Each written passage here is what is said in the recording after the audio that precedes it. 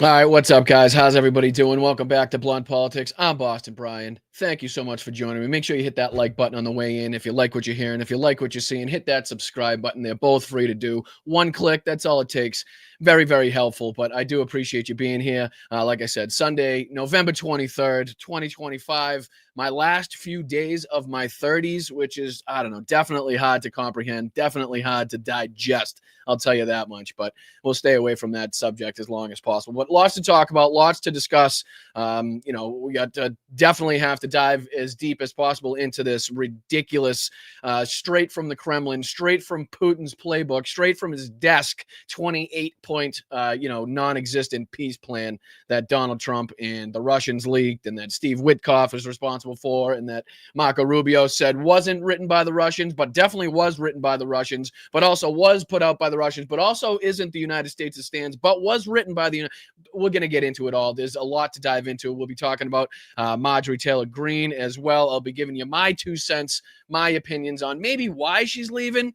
Could be wrong. Just my hypotheses on what the hell is going on. I find it hard to believe that anybody that came into Congress worth roughly, let's say, $1 million and leaving now roughly $25 million in the bank. I find it hard to believe that anybody would willingly give up that power and that money without something, some eyes on the prize somewhere down the line. But anyway, before we get into that, the first thing that I want to jump into is the chat here. Since you guys are the most fabulous chat on earth, I want to make sure that you guys know I recognize you. Mozart, Jimbo, what's up, brother? I got to stop doing that, Jim. I'm sorry. I know you don't like it. It's a habit, and I got to stop it. I apologize. Sweet Mel, how are you? What's going on, Jin?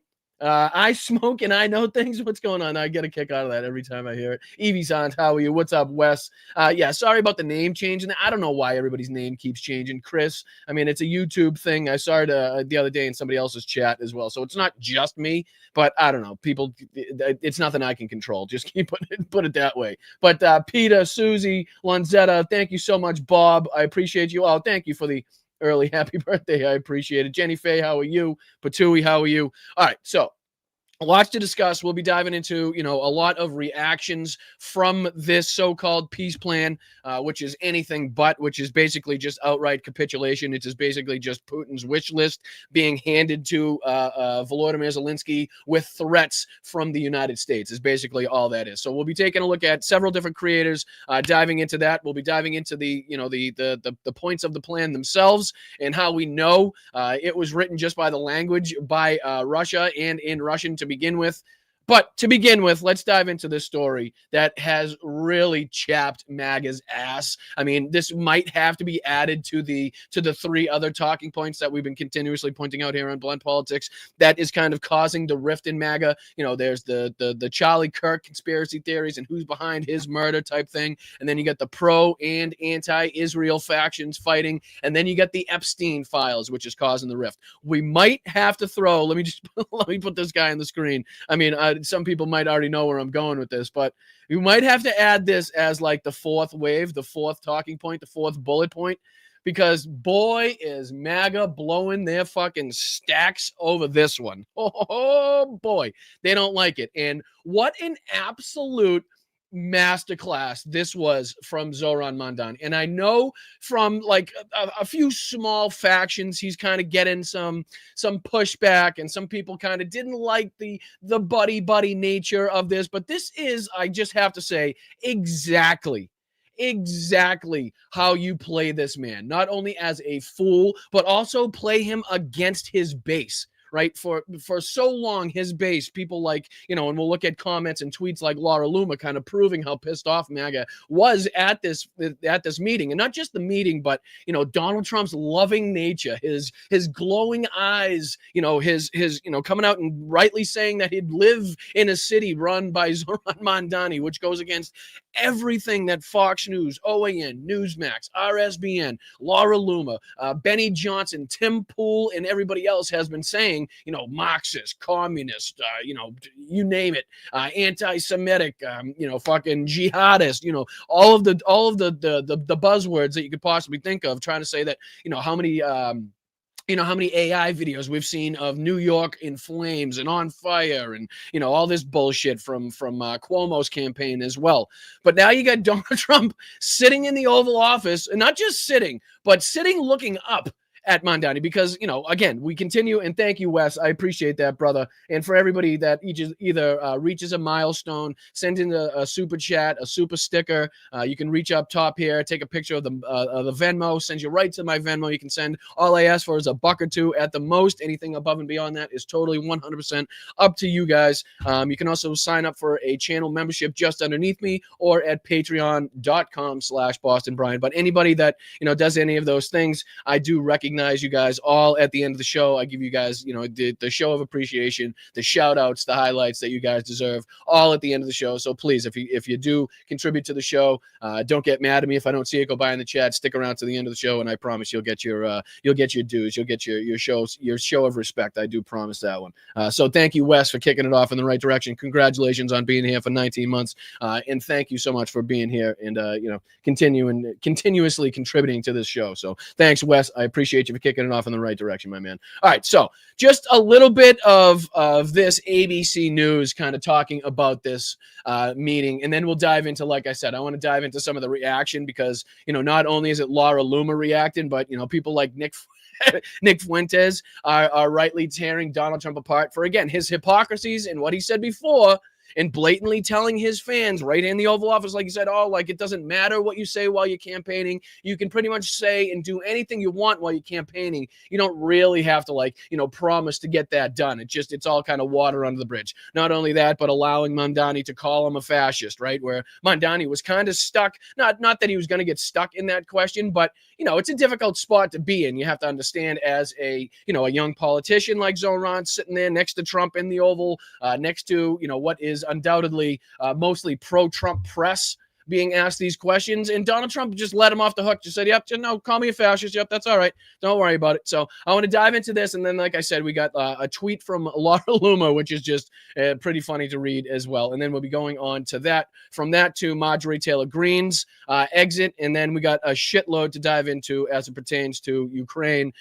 This ridiculous peace deal, how it kind of relates to what we've seen back in history as well. And what it means going forward. So we'll be taking a look at reaction. Donald Trump has a recent post on Truth Social that we have to take a look at. So lots to get into, lots to take a look at, lots to dive into. So please hit that like button, follow along, stick around to the end. If you send something in the chat, please stick around to the end so I can make sure to thank you. All right. Let's dive into this first one, which is, again, just chapping MAGA's ass. I think half of them now have taken up bought stock in chapstick or like Comex. I'm not sure which one they prefer, but whichever one relieves the chapping of the asshole quicker is the one that most MAGA people, if they have a couple extra bucks, which they probably don't, are now investing in. But this was fantastic on so many different levels, and it should be so enlightening, so eye-opening to Donald Trump's MAGA base, to the people that believe his bullshit, his propaganda, his lies, because he pretty much puts it all out on the line right here. Just pretty much saying that everything he said before, all the propaganda, all the bullshit from Fox News is just hogwash, is just nonsense. And he talks about how much he likes this guy, how much they agree on certain things, how much he'd love to live in a city run by this guy. So I think overall this was absolutely an overarching victory for Zoran as opposed to Donald Trump. I mean, it's just, there's no other way to come out of this thinking anything else. I mean, just optically, right? Just look at the optics of this. Zoran looking down at him with a smirk. We've all seen that. I think it was the Mike Nellis tweet going around where, it's get yourself a man that get yourself a partner that looks at you like the way that Donald Trump looks at Zoran Mamdani, right? I posted something more vulgar, but very similar on Blue Sky where, let's just say that Donald Trump definitely was looking at Zoran like his nickname was Bubba, if you get my drift, right? So not as, eloquently put as Mike Nellis, but similar along the lines of. So, all right, let's dive into this just a little bit, just to kind of get the feeling, the sense of what happened here in case you did miss it. But again, I'm Boston Brian. This is Blunt Politics. Hit that like button and let's dive into it. I appreciate it. Congratulations, Mr. Mayor. Thank you, Mr. President. Thank you. I appreciate it. Overnight, President Trump lavishing praise on New York City's mayor-elect Zoran Mamdani after months of trading attacks and insults. I think you're going to have hopefully a really great mayor. The better he does, the happier I am. Just weeks ago, Trump had warned the 34-year-old Democratic socialist would destroy the city. But now, again, we can't just blow past how like hypocritical this rhetoric is. We need to stop for a second and let's be like, okay, he was just the other day saying that New York City would be in flames, engulfed in flames, overtaken by communists, Marxists, jihadists, radicalists. It would be under Sharia law.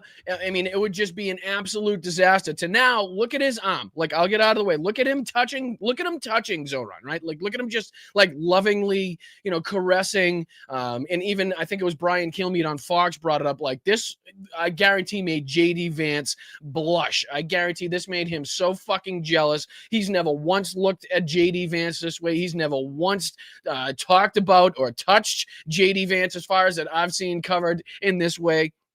I mean, that picture right there, and this isn't even the best shot of the whole entire meeting to kind of, sum up this whole thing. But, I mean, just that one shot alone, look at how happy Trump, when's the last time you saw Trump smile like that?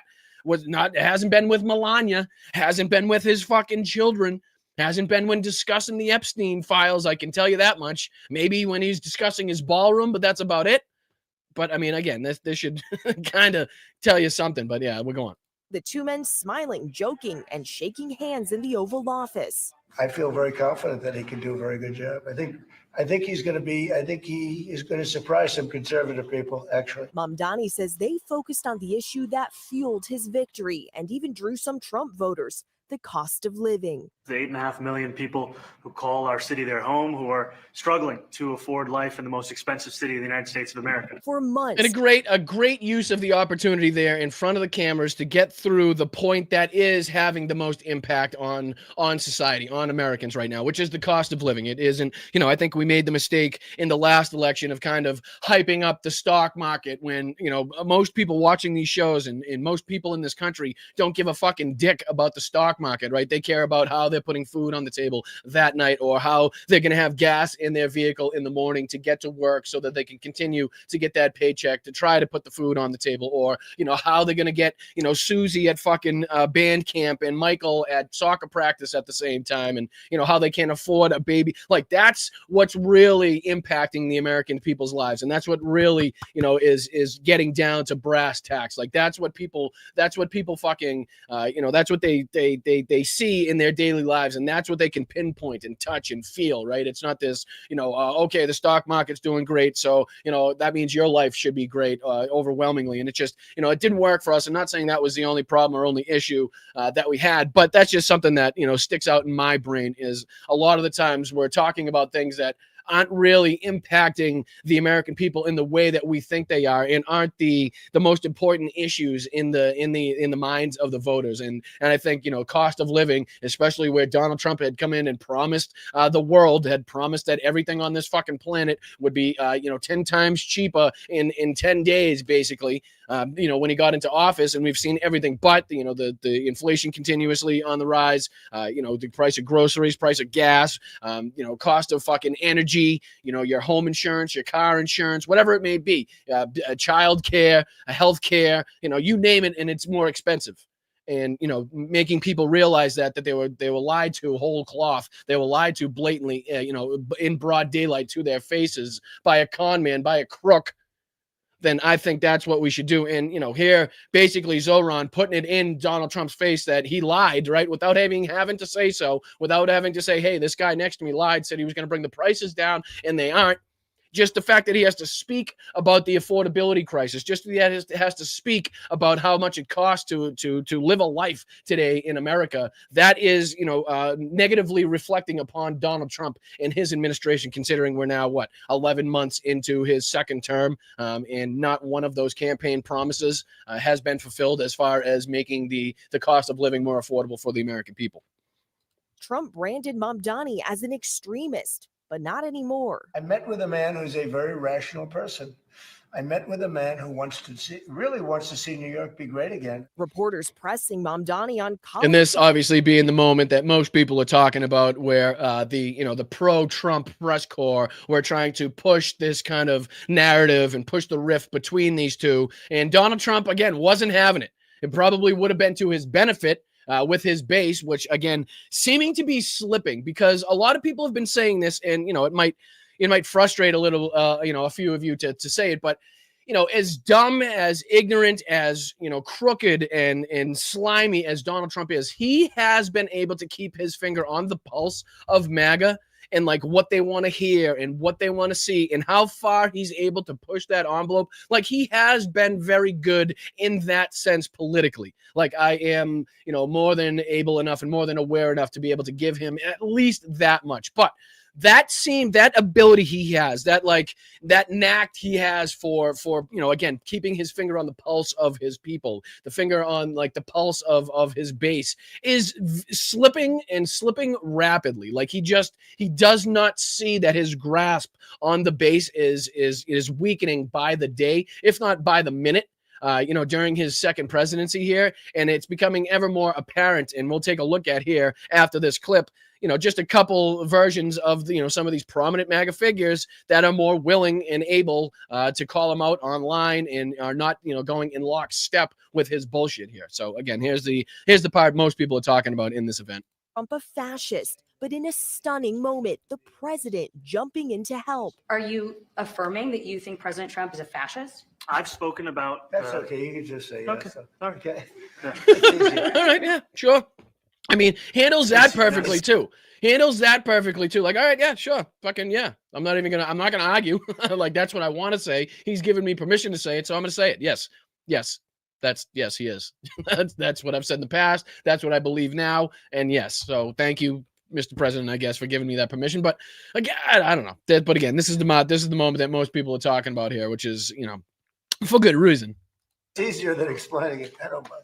And the billionaire president asked if he'd be comfortable living in New York under Mamdani. Yeah, I would. I really would. Especially after the meeting.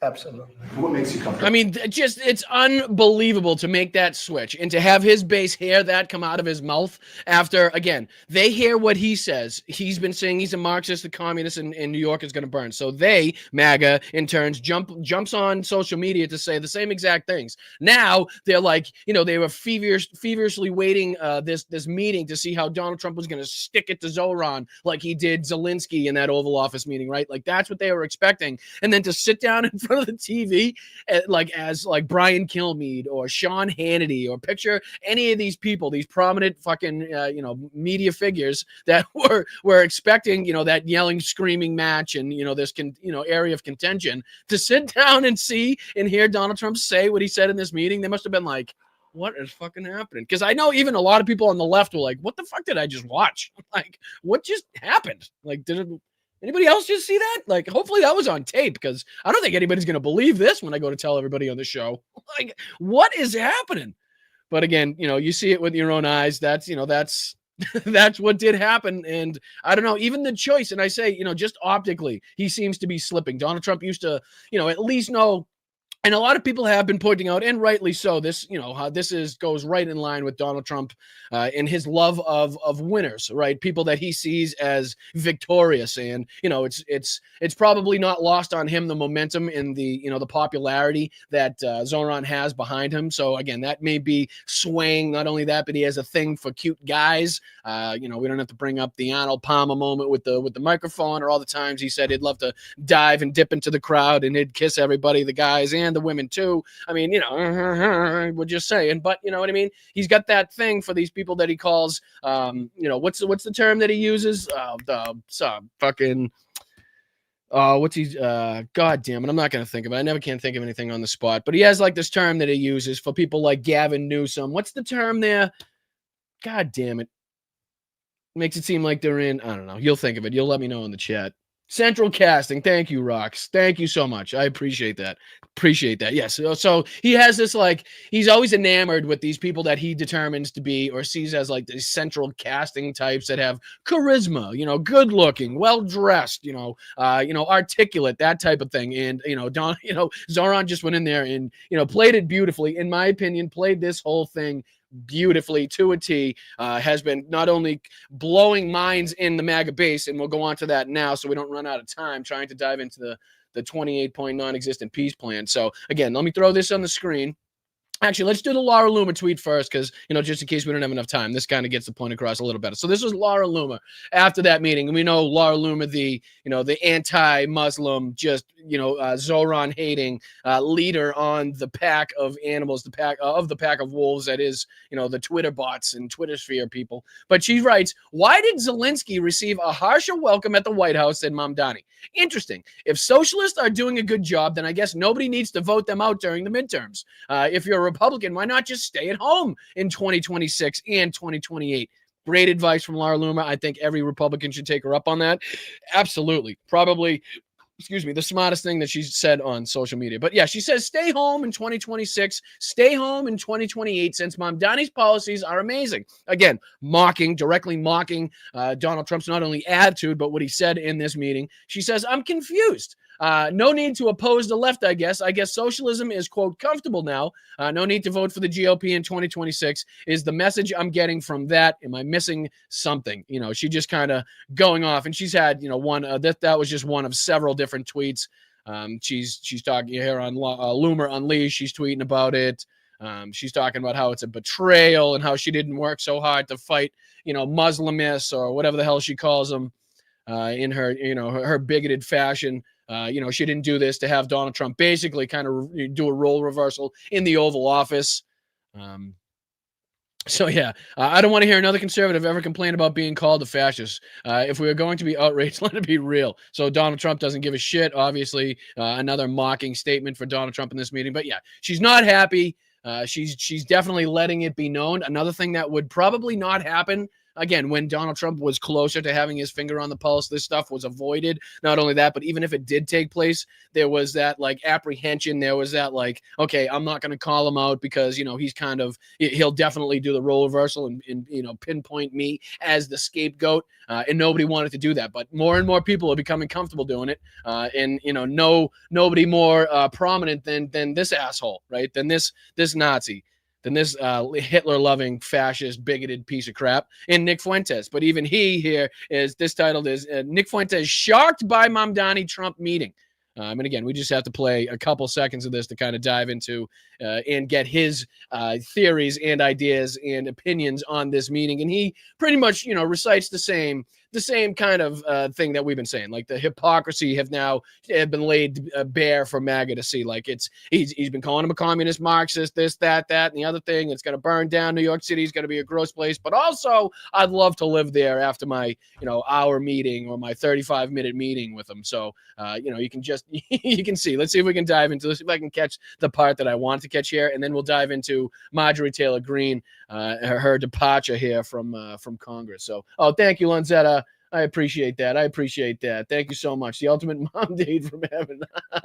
Thank you so much. Thank you to everybody contributing and sending in super chats and super stickers and, sending in a Venmo. You guys are and have been fantastic throughout the length and the career here that has been Blunt Politics, and I appreciate you for it. So, all right, let's dive into this asshole. Again, just going after Donald Trump, revealing him to be the hypocrite that he is. And again, exploiting this MAGA rift to insert himself in this America First movement that we need to watch out for. And he's using these opportunities to do just that, to gain more power and to insert America First where MAGA hats were once fucking being worn. So again, we need to make sure we stay on the front lines of this as well.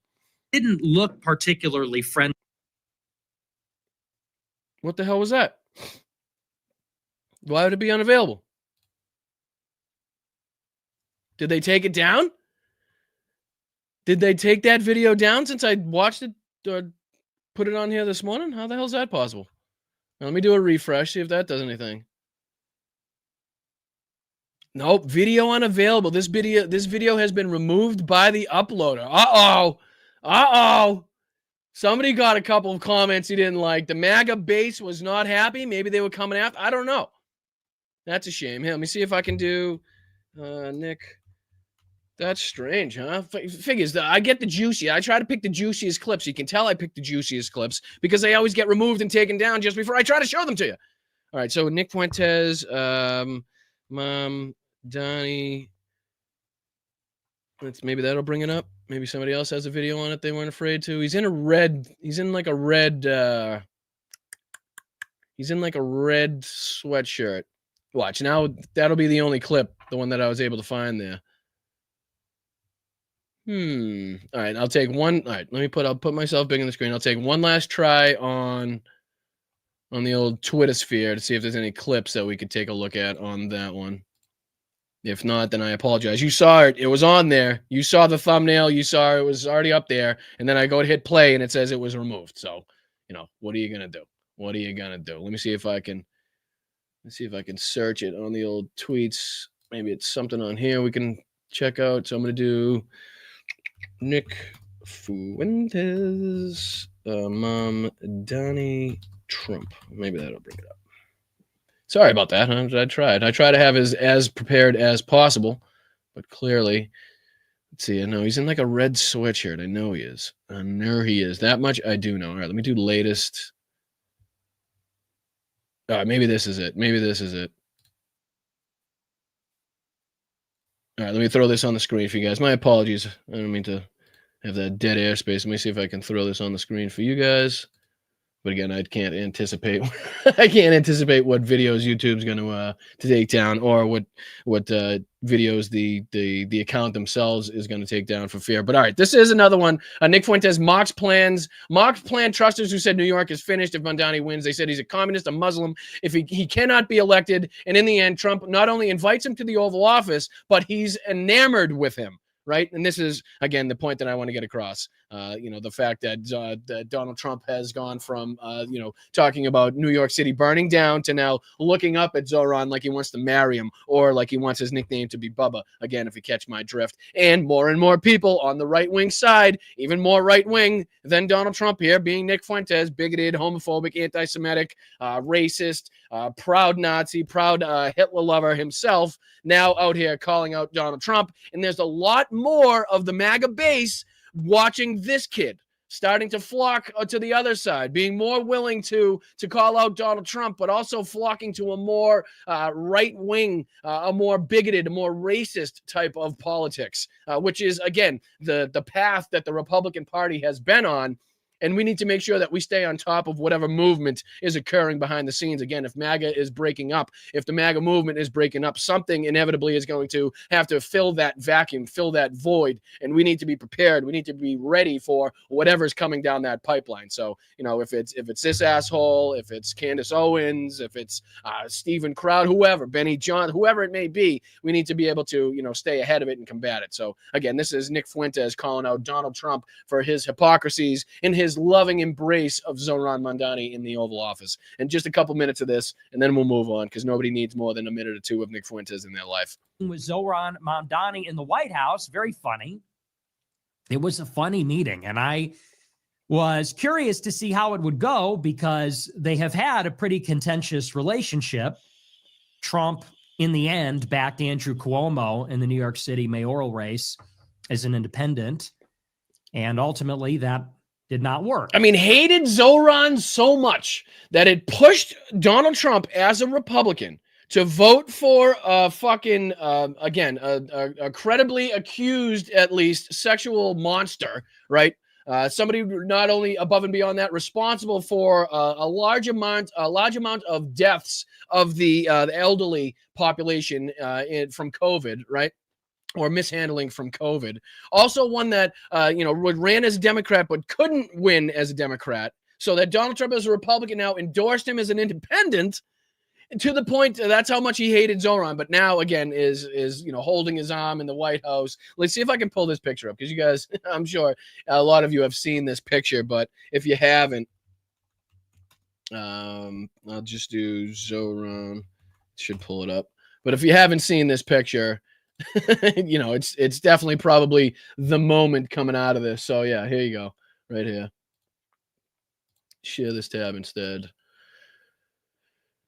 So yeah, Mike Nellis put, find you somebody who looks at you like Donald Trump looks at Zoran Mamdani. And look at this picture. Look at the smile on that guy's face right there. Holy sugar tits. Oh, I mean, that is just wacky and creepy and disgusting all at the same time. all at the same time. But, again, that is just the representation of this meeting. It really is. It's just, that's how it went. If you want to know how it went, show people that picture. That's how it went. Zoran standing there like a gentleman, standing, looking, and his imposing over Donald Trump as Donald Trump smiles back like it's his prom date. Oh, Jesus. Oh, Jesus. It was a good one. All right, back to this asshole. Ripping him apart. All right, let's go. Of course, Zoran Mamdani carried New York by more than 50%. So he defeated both Cuomo and Curtis Sliwa and got more votes than both of them put together. Good points to remember if you're a Republican. Great points to remember if you're going to come out and talk about bullshit and how, he's not popular. You got to at least put that in your fucking pipe and smoke it. And not only that, but Zoran has attacked the president as well as the president's immigration agenda. The president has attacked Zoran Mamdani viciously and made fun of his name and made fun of him as a guy. And the Republicans have been vicious.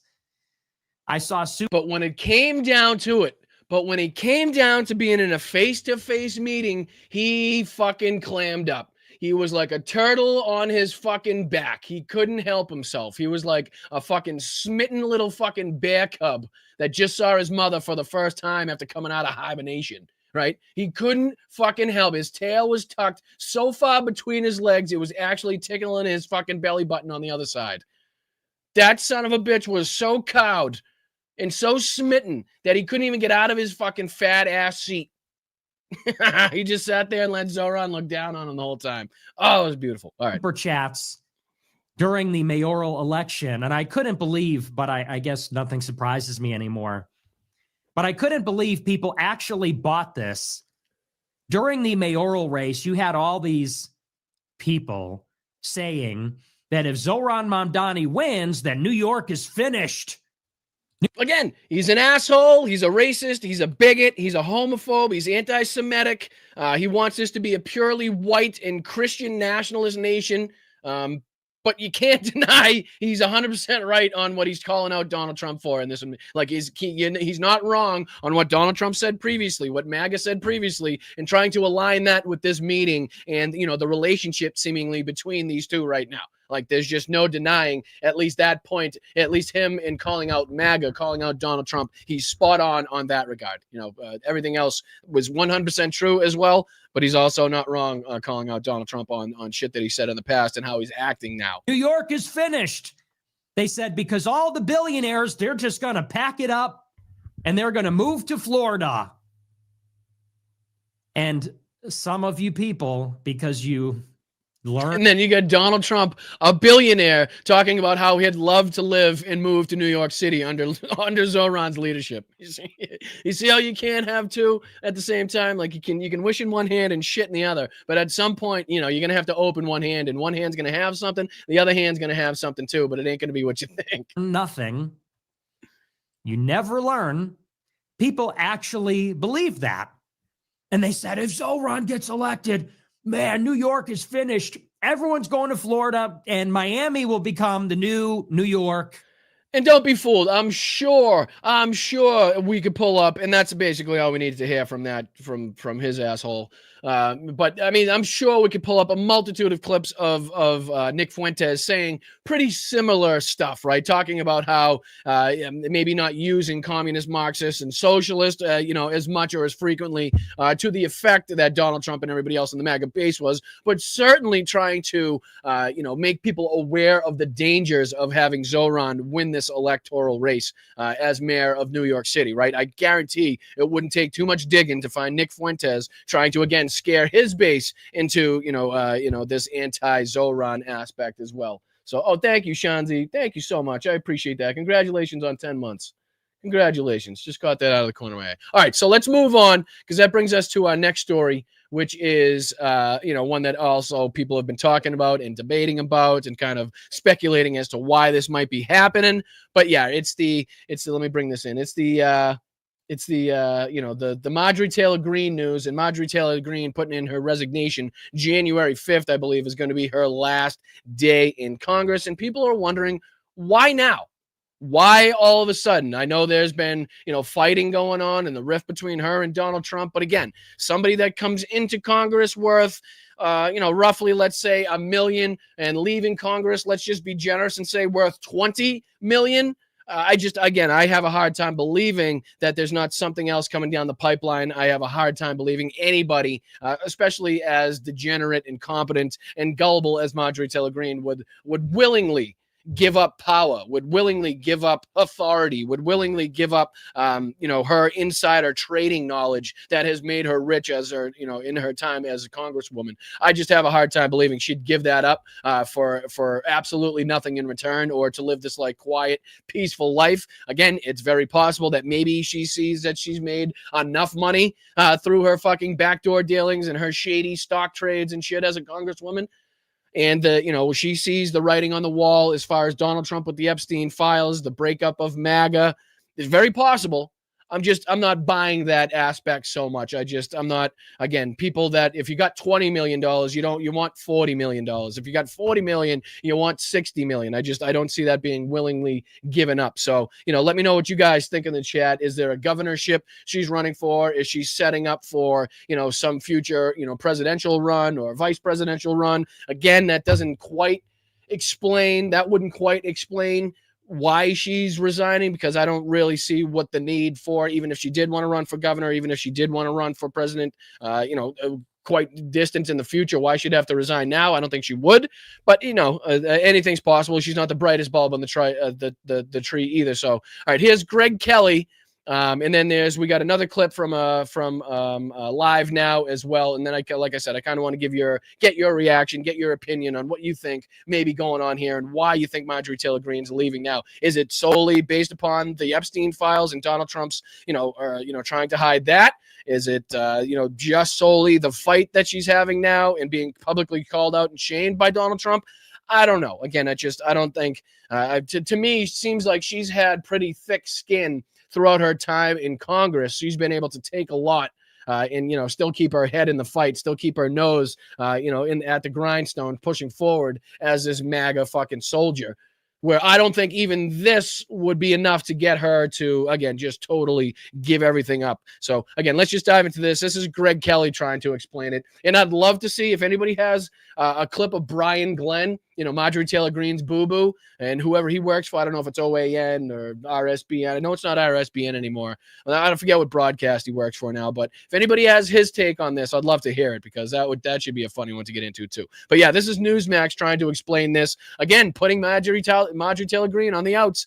This is the breakup of MAGA happening in real time. So hit that like button, subscribe to the channel. Right now is when you want to subscribe, because we've suffered through this whole MAGA shit. We've suffered through these MAGA pricks for so long now, and we've seen them fucking come out on top and smelling like roses, even though they're walking through shit time and time again. But now is the time that we start to fucking see the fruits of our labor. Right now is when we start to see the breakup of the most fucking corrupt and most ignorant political organization that we've seen in this country in fucking generations, if not forever in this country. So, now is the time to subscribe to not only my channel, but channels like this, so that you can be here when we get to celebrate the downfall of people like Donald Trump and parties like fucking MAGA and, cults like MAGA. So please hit that like button, subscribe, throw a fucking emoji in the chat. Let's go.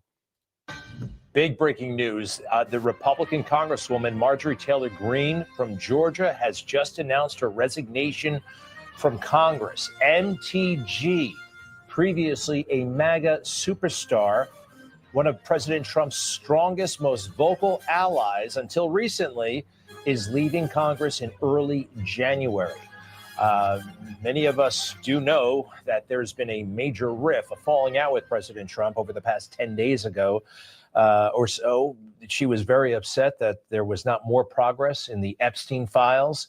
We saw some information going back. You know what? I'm honestly surprised that Greg Kelly would even associate her possible resignation, to the Epstein files. I'm surprised he'd even go that far, but I guess it's so overwhelmingly obvious and well reported on at this point that he just kind of has no choice. Back and forth. She was texting the president, her frustration.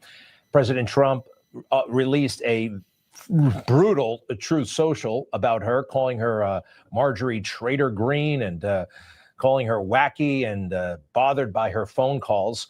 And again, another aspect of this is, what we opened with, another aspect or reason why is because of that, the illegal trading or the illegal stocks and, the money that she's made. Maybe there's something going on behind the scenes, some sort of investigation going on. Maybe she, knows that she's been kind of caught. I don't know. We don't know yet. There's a lot that could be happening behind the scenes, but, I guess only time will tell when she either, stays in the shadows, stays in the background, or announces some sort of run for the Georgia governor's race, or, in 2028, something along the lines of vice, or, for president even.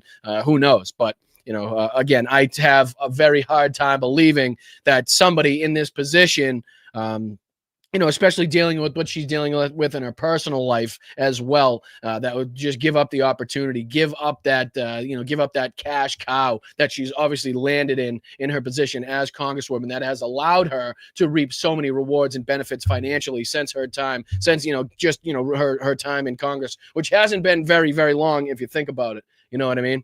So maybe it's got something to do with the stocks and the trades and stuff. But yeah, Greg Kelly trying to put a good spin on it here. Assumed that they would make up at some point, but no, she is leaving Congress in the beginning of the year. She recently made an appearance on The View and on CNN, and I do remember thinking it was a different Marjorie Taylor Greene. And I thought in the back of my head, you know what? She just might be plotting a run for president. And this could be a part of that.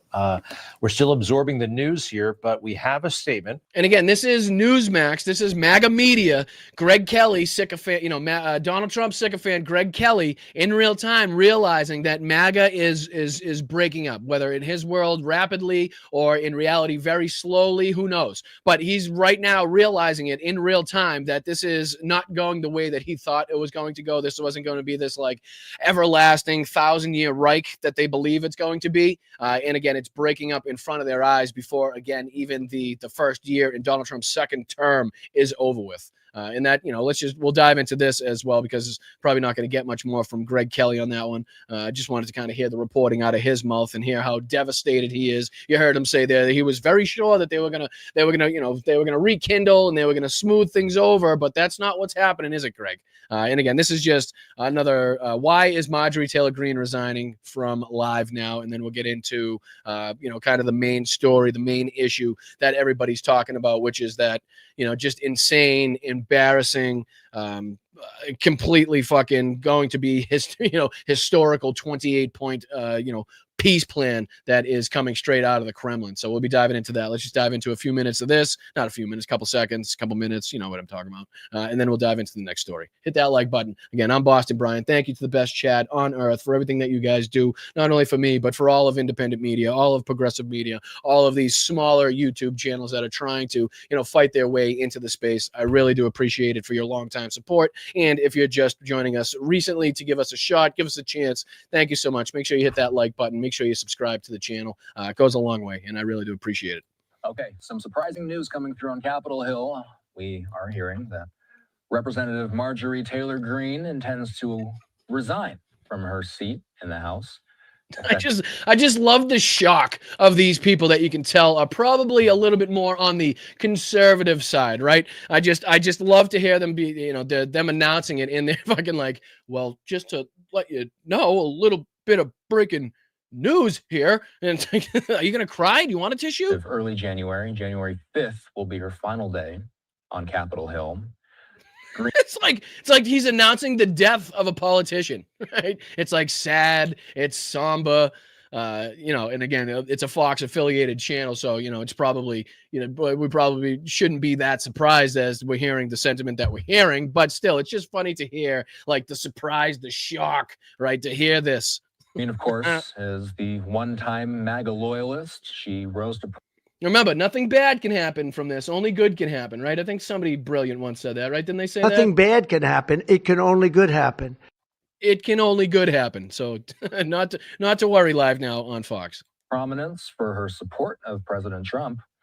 And as of late, she's been in the headlines for her feuding with President. Yeah, this whole Epstein thing really is wrecking MAGA. Really wrecked him. Really wrecked him. He says wrecked him, damn near killed him.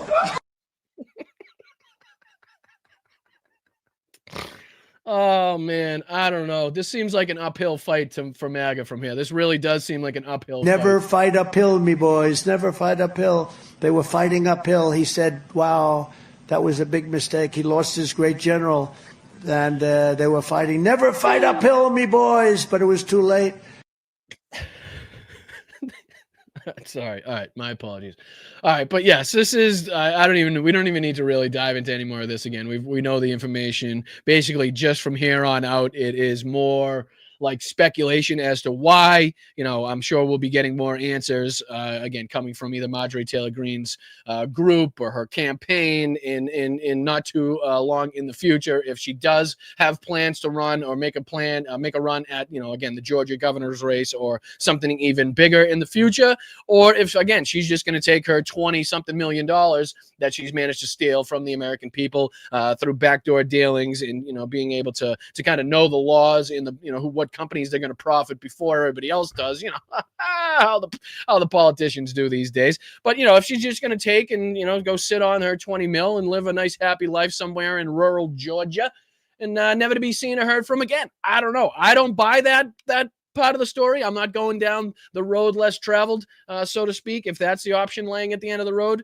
I do believe that there's more to come. We're going to hear much more from Marjorie Taylor Greene in the future, unfortunately. Again, whether that's going to be with an America First hat on, I don't know, because damn well that people like Nick Fuentes and anybody else on the outs with Donald Trump that's trying to make their move, that's trying to fill that vacuum, that's trying to fill that void, is definitely going to be aiming for people like Marjorie Taylor Greene. And let's not forget, Marjorie Taylor Greene did in fact speak at a Nick Fuentes, conference or, event. She did come out and say she wasn't aware of who Nick Fuentes was after the fact, which is kind of weird that as a politician, you would speak at an event of people you have no idea who they are. But, again, she did speak at and with and on the behalf of Nick Fuentes at one of his events. So maybe there's a connection there. I don't know. We'll see, like I said, but I don't think, in my opinion, this is the last that we'll hear from Marjorie Taylor Greene. But yeah, let's see if we can move on to the major and main news story of the day, or at least of the show today. And again, we'll be diving into several different creators trying to kind of, give us their opinions on it, what they know, their insights on it. We'll be taking a look at the 28 points themselves so we can lay eyes on, we can read it, we can hear the language ourselves so we can be up to speed on what's going on there. We'll be taking a look at Donald Trump's recent Truth Social post, again, putting more pressure on the Ukrainian leadership, kind of shaming the Ukrainian leadership into, again, not having said or not said thank you enough, basically. Which is kind of crazy. But yeah, I mean, this is maybe the most historic moment, quite possibly, in, when we talk about treasonous fucking actions by Donald Trump and Donald Trump's regime. This is no different than, like, I don't even know. I was trying to pick a way on Blue Sky on how to kind of put this in not layman's terms, but a little bit more. Like, this is basically what happened here is Donald Trump forcing Britain to surrender to Nazi Germany in 1940, right? Just as Britain is continuing their fight, as they're stopping the Luftwaffe in the Battle of Britain, as their intelligence has rightly pointed out that Germany does not even have the ability, the capabilities to cross the English Channel and make an invasion. It was still, very much a possibility, but, it became ever more apparent to them, as time went on that they didn't have the capabilities. They weren't set up. The Luftwaffe wasn't set up for that. The Kriegsmarine wasn't set up for that. It was going to be very difficult. So this is basically at that moment when everybody's kind of realizing there's hope. We're still in this war. We're still fighting. They've conquered a lot of territory, but still we have the opportunity. We have the chance. All we need is the help of the United States and other allies. That's when Donald Trump now decides to step in with a so-called peace plan written and released and leaked by the Russians, by the Kremlin. A Kremlin wish list was basically just passed from Russia to Ukraine with threats alongside of that, threats of, added on to that from the United States that we were going to take away intelligence sharing, take away guns and ammunition, even though we are currently profiting off of the war right now because we are now sending or selling the weapons to NATO, right? They're paying, an exorbitant price. So they're paying, I think, a 10% over the asking price. Which is allowing the United States to profit off of this war. That's the end around that Donald Trump has been talking about, that he's been doing. So we send the weapons to Europe. Europe then sells them to Ukraine, but they buy them at a markup so that the United States can profit off of this. And it's disgusting and it's gross. So what do you say we dive into again? The first one that I wanted to take a look at that kind of explained it. And again, we'll be taking a look at just like a few minutes of a bunch of these different videos to try to get the best insight from, the people that we've been looking at. This one is Arthur Rehi, again, doing his best to kind of break this down. This title is Trump's Secret Pact with Russia Leaked Online. And again, I want you to, it'll be detailed in these videos, but the incompetency in this, the utter fucking incompetency of this again, from Steve Witkoff talking about, it was written by them, and then Marco Rubio to talk about, it wasn't leaked by the Russian. Then you got senators coming out and saying, Marco Rubio told us that this is just a Russian wish list and it has nothing to do with the United States. And then you got Marco Rubio coming back out to say that, no, this was, concocted and written by the United States. It's not the final wish list, but it definitely, so nobody knows what the fuck is going on. Well, at least in the Trump administration. Everybody else, it's pretty plain and clear to see that this is, again, a Russian wish list, a purely propaganda, a purely Kremlin-written wish list handed to and leaked by the Russians to make the United States look incompetent, to make them look poor, so that it puts Donald Trump in a position to put pressure on Ukraine, as opposed to Vladimir Putin and Russia, the country that started this war. So let me put this on the screen. I'll make it full screen for you guys, and we'll dive into it. We got plenty of time, hopefully, to kind of break this down in a way that it deserves, and to kind of prove to you just how, like, another aspect that I kind of relate this to, a lot of people have been doing it, is the Molotov-Ribbentrop Pact, right? Where Vyacheslav Molotov and Joachim Ribbentrop from both the USSR and Nazi Germany came together in, August 1939, to make a pact of non-aggression between the Soviet Union and Germany, which everybody was shocked in the world to hear. Basically saying, hey, listen, we won't attack you, you won't attack me. We'll kind of split up Poland, we'll split up it was like Latvia, Estonia, Finland, those areas, and kind of basically they determined the lives in the futures of millions and millions of people basically in this pact behind closed doors. Again, that was ended the moment that Nazi Germany undertook Operation Barbarossa, but that's a story for a different channel. Not for a different channel, but for a different time. But again, a lot of people are talking about how this was like the unthinkable, though. This is the United States reaching across the table, shaking hands directly with Vladimir Putin to say, yes, this is your wish list. I will absolutely take this and pass it along. Not only pass it along, but also I will attach added threats from the United States that will take away their intelligence, will take away the weapons sharing, the weapons selling, and the ammunition, which will leave, obviously, Ukraine in a very vulnerable spot. That's the threats right now, and we'll hear from not only Volodymyr Zelensky, Vladimir Putin, but also Donald Trump coming up. So, all right, let's get into this. Let's break it down, because this is nuts. This is definitely going to be studied in history. This is definitely going to be looked at by historians in the future as one of the biggest examples of capitulation, biggest examples of treason, the biggest examples of, I don't know, you choose a word and you put it in the chat that would accurately describe basically the outright ignorance that Donald Trump has or his administration has to either allow this to happen. And just think, there's only two ways this goes, right?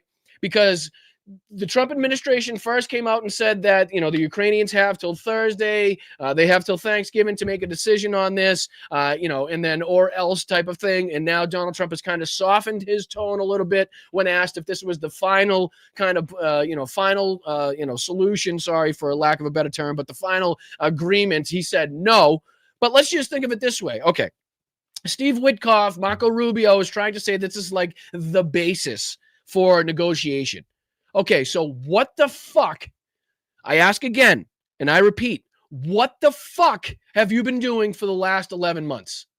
You've said you've been working tirelessly, talking behind the scenes, Steve Witkoff, Marco Rubio, Pete Hegseth, meeting after meeting, Alaska, all this bullshit. in where we are right now, where you are right now in your negotiations with Russia is basically a complete and total Russian wish list, which would basically cut the Ukrainian military in fucking half, give up territory that would take them about 25 fucking years to take over at the rate that they're going right now, above and beyond many other talking points, which again, we'll get into all the points here coming up in the show. But what the fuck have you guys been doing? Where is the fucking progress? This is the war you were supposed to end in 24 fucking hours and 11 months down the line. This is where you've fucking gotten. This is the starting point here. So you're either incredibly and fucking competent and not up for the job, or you're being totally fucking bitch slapped and manhandled and led around by the nose by people like Vladimir Putin and the rest of his fucking cabinet that actually know how to play on the world stage and play the games that they're playing right now with you assholes. So there's only two ways out of this, and neither one of them is good for this administration. So I just had to get that out there because they're trying to make, oh, this is just a starting point. Then what the fuck have you guys been doing? That's my question. There are historical events that I was not allowed to witness. One of them being the Molotov-Ribbentrop Pact that divided Europe into two spheres of influence of the Third Reich and of the Soviet Union. I would have never guessed that I would see that again happening, repeating itself in my lifetime, but it is. And this time, it's not Germany and Soviet Union, it's Russia and United States. I feel betrayed. 28-point peace deal. I cannot call it that. It's not a peace deal. It was leaked online by the Russians, first of all, to lessen the credibility. And just to fucking prove a point even further, it was Elon Musk's own grok, which people were feeding, because this was already talked about well before AI got involved. Like, you can tell by the language put into these 28 points who it was written by. Like, it's no secret that people study the way Russia writes its laws or writes its, constitution or amendments or what it talks about with different foreign countries. So there's a blatant way, there's a blatant fucking rhetoric, right, that you can pinpoint that would kind of prove or point to, it being written by Russians in Russia, more importantly, by the people in the government, or high profile people in the government, with, a lot to gain or lose from this situation. So, I mean, and he'll go into it here. Let me see, because I can pull up these plans here and just to kind of go into it to give a little bit more insight before we dive into it. So these are all, this is the 28-point plan that were published or leaked online, right? So the first one, you'll notice security and political status of Ukraine. Okay, so confirmation of Ukraine's sovereignty, which would be like, oh, okay, like, everybody wants to get behind that, right? Ukraine receives U.S. security guarantees, but with conditions. What security guarantees? What security guarantees? This is almost like the Russians literally sat back and were like, okay, everybody's always talking about how these type of agreements need to have a mention of security guarantees, right? You hear it all the time on the media, on the news, right? Oh, no mention of security guarantees, or Ukraine wants mentions of security guarantees. So basically, what they did in Russia is said, okay, let's just mention security guarantees, and that should appease people that want to at least see the word security guarantees in this. Guaranteed. Ukraine enshrines non-alignment and renunciation of NATO. So a document that NATO wasn't involved in drafting, has no fucking no say in whatsoever, is now, this document is going to allow Russia to dictate who can and can't get into NATO, even though NATO is an organization that countries ask to join, right? NATO doesn't go around and say, hey, do you want to join? Do you want to join? Who wants to be in NATO? No, these countries say, we want to join NATO. Please tell us what we need to do as a country to, kind of fit the bill, right? To check the boxes that would allow us into NATO, because we would definitely love the protection against the Russian horde that we see that is trying to make their onslaught through Ukraine and into Europe, right? So that's again, we're trying to, this will dictate whether or not Russia can tell countries how or why they can join, or if they can't join NATO, right? The size of Ukraine's armed forces is restricted. So I believe the number is 600,000, which is roughly 50% of its current status, right? So cutting it in half. So we're talking like Versailles Treaty level shit here. Ukraine remains a non-nuclear state. Territorial issues. Another huge point here are Crimea, Donetsk, and Luhansk are recognized de facto as Russian. Kherson, Zaporizhia are frozen along the line of conduct. Some territories become demilitarized buffer zone under de facto Russian control. Both sides commit to not change borders by force, which is, again, hilarious considering that this is like based on the trust of the, the word of the Russians that they won't attack again, which is ridiculous to think considering how many times we've been down this road, how many times we've seen this same thing with multiple different countries at this point. Military engagements. NATO does not station troops in Ukraine, again, determining what NATO can and can't do as an outside force. Ridiculous. NATO fighters jets are based in Poland. I think that's a little bit of a piece of candy thrown in there for people as well. Security dialogue between U.S., NATO, and Russia. Creation of a U.S.-Russia working group. Russia legally commits to a policy of non-aggression towards Ukraine and Europe. Laughable. I mean, just fucking laughable shit. Economic block on Ukraine's reconstruction. This is where this gets ridiculous too, because not only does this also allow the U.S. to profiteer, right, again, off of this war. So, again, the U.S. and Europe launch a major investment package for Ukraine's recovery, $100 billion in frozen assets to go to rebuilding Ukraine. The U.S. takes 50% of the profits. Europe adds another $100 billion. Other frozen Russian assets are allocated to joint U.S.-Russia projects, establishment of Ukraine Development Fund, which investments in infrastructure, resources, and technology. Russia in the global system, again, rewarding Russia, putting them back into the global system. Basically, this is to set up profitable and positive relations between Russia and the United States moving forward, which is the main goal of Russia, to again enhance its economy, to make sure that it has economic opportunities going into the future. So this says Russia is allowed back into the global system, gradually lifting of sanctions, Russia's return to the G8, longtime U.S.-Russia economic cooperation. So again, rewarding the murderous dictator, rewarding the country responsible for starting this war. And again, just to kind of break this up, let's go back to some of these other creators that were breaking down this same thing as well, because these points are gone over by Arthur as well. So let's take a look. Of the United States, they leaked it on purpose, and it's going over the heads of Ukrainians and over the heads of the Europeans to decide something, to decide the future of Ukraine without any Ukrainian involvement. I will go through the most important points, not all of them, it takes too much time. Number one, security and political status of Ukraine. Now, I remind these are the points that United States and Russia secretly agreed upon to end the war. It's Molotov-Ribbentrop 2.0. Ukraine is non-aligned and will write not joining NATO into its constitution. And again, he goes on to say this is going to be enshrined into its constitution. Like, this has to be put into the Ukrainian constitution that they have no intentions ever of joining NATO. So again, Russia dictating whether or not Ukraine can have or apply for protection, can apply for membership into NATO, because of the aggression from Russia. You see how fucking ridiculous this is? So the country that is now the aggressor, the country that is now attacking, is now said in the peace plans, it says that they get to determine, or they're forcing Ukraine to put in their constitution that they will never, ever join NATO. Not only that, but, restricting the size of its armed forces down to 600,000, talking about it remains a non-nuclear state. Again, trying to determine and dictate what happens in the future of Ukraine when they themselves are the aggressor. They themselves, Russia, should be the ones punished instead of getting rewarded for this shit.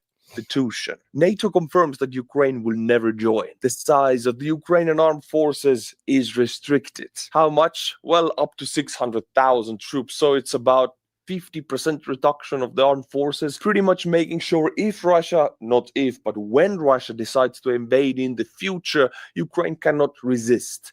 These are Russian maximalist demands being written down by the Americans, and now the Americans are forcing Ukrainians to accept it, which they never will and they never should. And we as Europeans also, will not accept it. I'm saying yes, this plan was dead on arrival, ladies and gentlemen. This was the second that this was leaked to the public, the second that anybody laid eyes on this plan, it was dead on arrival. And again, this, we've talked about the back and forth and the change in Donald Trump's rhetoric. He put this on Truth Social. This was the 23rd, 6:14 a.m., where he says the war. Let me make this a little bigger on the screen just in case some people want to check it out and read it too.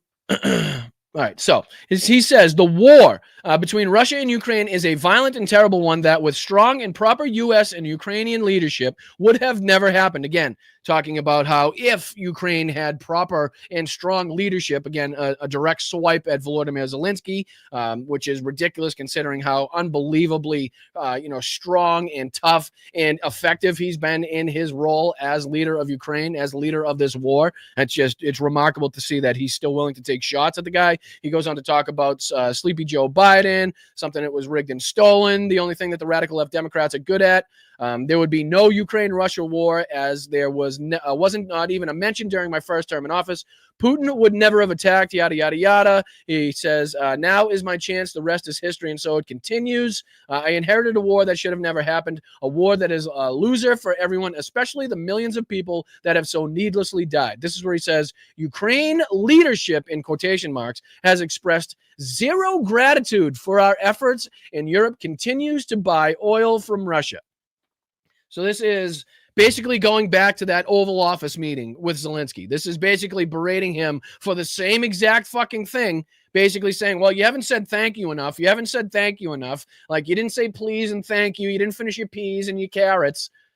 Like, this is insane. Like, how many different times, how many different fucking clips do we have to play of Zelensky, which we'll play here? He comes out even in his response to the 28-point fucking ridiculous peace plan. He's talking about how appreciative he is for, the assistance and the gratitude of the United. Like, it's insane. So he says the USA continues to sell massive amounts of weapons to NATO for distribution to Ukraine. Crooked Joe gave everything free. Again, how awful that is. Joe Biden was willing to supply weapons to Ukraine, for other deals going on in the future, for different, lend-lease acts, for different fucking, different things that would help Ukraine in the future, as to not just, make them broke and have to buy at an exorbitant price or above market price these weapons in order to defend their territory.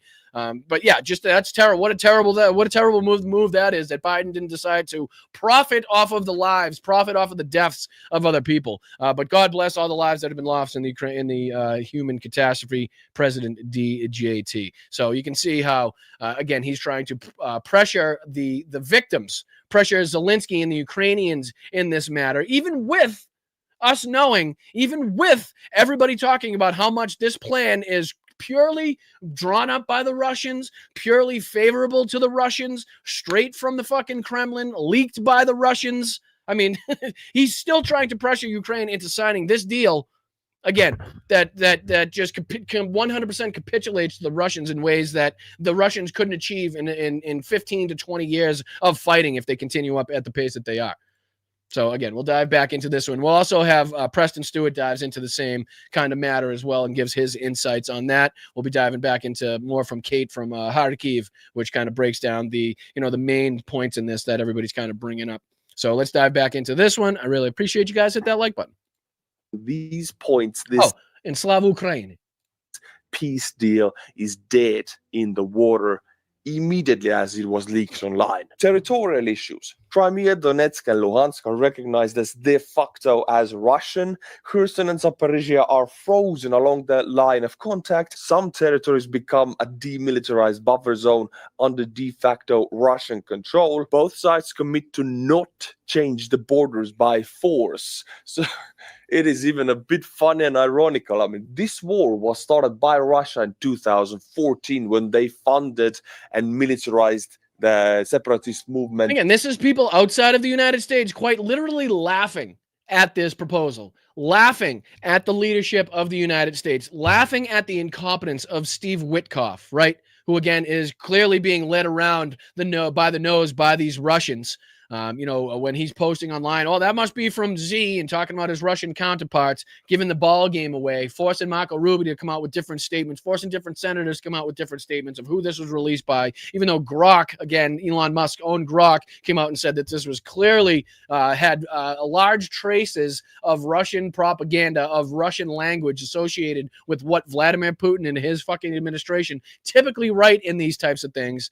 So there was no mistaking it for what it was, even before the AI got involved. People that were, heavily into investigating what Russia does already called this out as looking very, very Kremlin-like, and it was only substantiated, it was only confirmed by different AI sources and different people that had, again, ultra knowledge of how this stuff was written. So let's dive into it. In eastern Ukraine, in Donbass and Luhansk, full-scale invasion was started by Russia. These both two conflicts were initiated by Russia using force to change the country's borders. And now they're going to write in that we don't want to use force to change the country's borders. I mean, you can see the hypocrisy in that. Number 3, military arrangements. NATO does not station troops in Ukraine. NATO fighter jets are based in Poland. Creation of a US-Russia working group. Well, as we found out with the leaked document, there already is a... So Russia getting that buffer zone that they wanted, right? That they've been talking about. They want this buffer zone between Russia, and they want a buffer zone between NATO. So now that they're allowing them to station the jets in Poland, which will allow Ukraine to become that buffer zone that NATO can enter into the territory of, which is, again, giving into everything that Putin wants, all of the demands that he wants to. But let's dive into here Preston's video, because he gives some good insight too. We'll kind of go back and forth, because a lot of these people, a lot of these creators are just pretty much incensed, and they give good insight as to why this should be thrown in the bucket, burnt, and again looked at by historians for a long time to come as probably the biggest example of pro-Putin appeasement, pro-Putin fucking treasonous examples from this administration that we could possibly point to. Again, on the world's biggest stage, as the largest war in Europe since World War II is ongoing.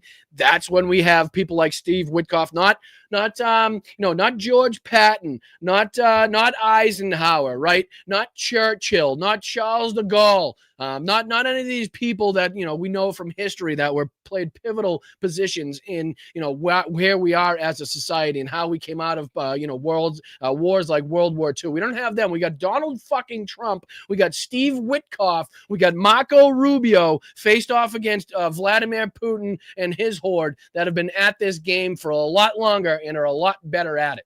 So again, we don't have FDR, we don't have Churchill, no Charles de Gaulle, we don't have any fucking Pattons, we don't have any, Bradleys, we don't have any of those people. None of them. But what we do have is Donald fucking Trump. I mean, good grief. All right, let's dive into this one and see what else we can learn and get into these. Oh, is it this one? No, it's not this one. We get out of this. Play this one. All right, here we go. So this new deal isn't a proposal, it's a threat. We're telling Ukraine that they need to accept it, or we're cutting off military and intelligence support. This led Ukrainian President Zelensky yesterday to tell his people that they're being forced to choose between, quote, the loss of our dignity or the risk of losing a key partner. That partner, of course, being the United States. Now, this plan is pretty receptive to Russian demands and runs right through multiple red lines that Ukraine and Europe have repeatedly voiced. But even still, Putin's response is that Russia is prepared to continue the war to achieve all of their goals militarily. So let's get into what we know. And today we're going to be getting into the details of this plan, as well as the reactions from Ukraine, the United States, Europe, and Russia. Now, bottom line up front, how this looks today, Ukraine is likely to reject this deal, kind of a soft rejection, and that they're probably going to put forward their own proposal. It sounds like Europe is working on that counteroffer today. Well, I mean, you can tell from Volodymyr Zelensky's reaction to it, and I think he has it here later on, so I might as well just kind of, let me see if I can find, yeah, he plays a portion of it here. But you can tell from the tone of Zelensky's reaction, just how much he's frustrated, just how frustrated and what position he knows this kind of puts him in. And, he kind of says it here where he says, like, they've been put in a position where they're either going to lose their dignity or put in jeopardy their relationship with the United States. And again, I would advise Zelensky to recognize that, and I'm sure he does, the fact that Donald Trump does not represent the United States on the whole. and that he does not have to or will not have to deal, hopefully, with Trump for for very long. As long as we can kind of, again, take back as much possible power as in the House in the midterms, so we could stop these, put as much stop as possible to, again, what this regime wants to do. And hopefully that, we can get at some point Donald Trump out of office before his fucking term is up and have somebody put into office that is going to be more able and willing to work with the Ukrainian people and Zelensky to make sure that we bring an end to this fight the way that it's supposed to end. But, the Donald Trump does not represent the United States, and I hope, listen to the sentiment here. You can tell just how aggravated. And another thing that I'd like to point out is, you can tell that the war is starting to get to Z. Like, you can tell the stress, you can tell the sleepless nights, the anxiousness is starting to get to him. So, you can tell, as we do with, you can see, when a president gets into office from when he leaves office type of picture, the before and after, like, starting to go a little bit grayer, it's starting to, you can tell the war is weighing on him. As it should, as a leader in that position, when you do care about your countrymen, when you do care about, your sovereignty, when you do care about the soldiers on the front lines, that's what's inevitably going to happen. It does take a toll, as it has in every war that man has fought, since we've been put on this fucking earth. But all right, let's dive into Zelensky's reaction. You can get a little bit here. It's in subtitles. Let me see if I can drop the banner. That way you guys don't miss out on the subtitles. I'll get out of the way as well. It's in our history. Right now, Ukraine is under some of the heaviest pressure yet. I lied. Sorry. He translates it for you. So let me jump back on the screen since he translates it for you. As well, but to call out a couple key statements here that stood out to me. He said, quote, "Right now is one of the hardest moments in our history. Right now, Ukraine is under some of the heaviest pressure yet. Right now, Ukraine may find itself facing a very tough choice, either the loss of our dignity or the risk of losing a key partner." You know what I'll do? I'll find a spot. I'm going to find a video we can hear it from his own mouth, as opposed to, and thanks for for translating it, but I'd rather kind of hear his own emotion, his own sentiment as well. So let me put back on, I'll go back to where we were in this one and go from here. All right. Appreciate it. Warning that military and intelligence support could be halted otherwise. So something to keep in mind there. First off, the positive outlook by Dmitriev. You're going to hear kind of his take and how he's framing any objections to this deal as pure warmongering. The only rational response to this, if you're against it, is that you're a warmonger. And notably here, they say that Rubio was involved in the drafting of this plan, which kind of contradicts some things that he said about this peace process less than a week ago. We'll get into that here in a minute. I do want to run through a couple of it's a 28-point plan. I pulled out a couple here that I think are most notable that I thought were worth going into. I am going to share the full document, the full 28-part plan, and all of these articles in the description below if you want to go through them in more detail. The first one, bouncing around a little bit here, has to do with territory. We all knew this would be a major focus of any peace plan.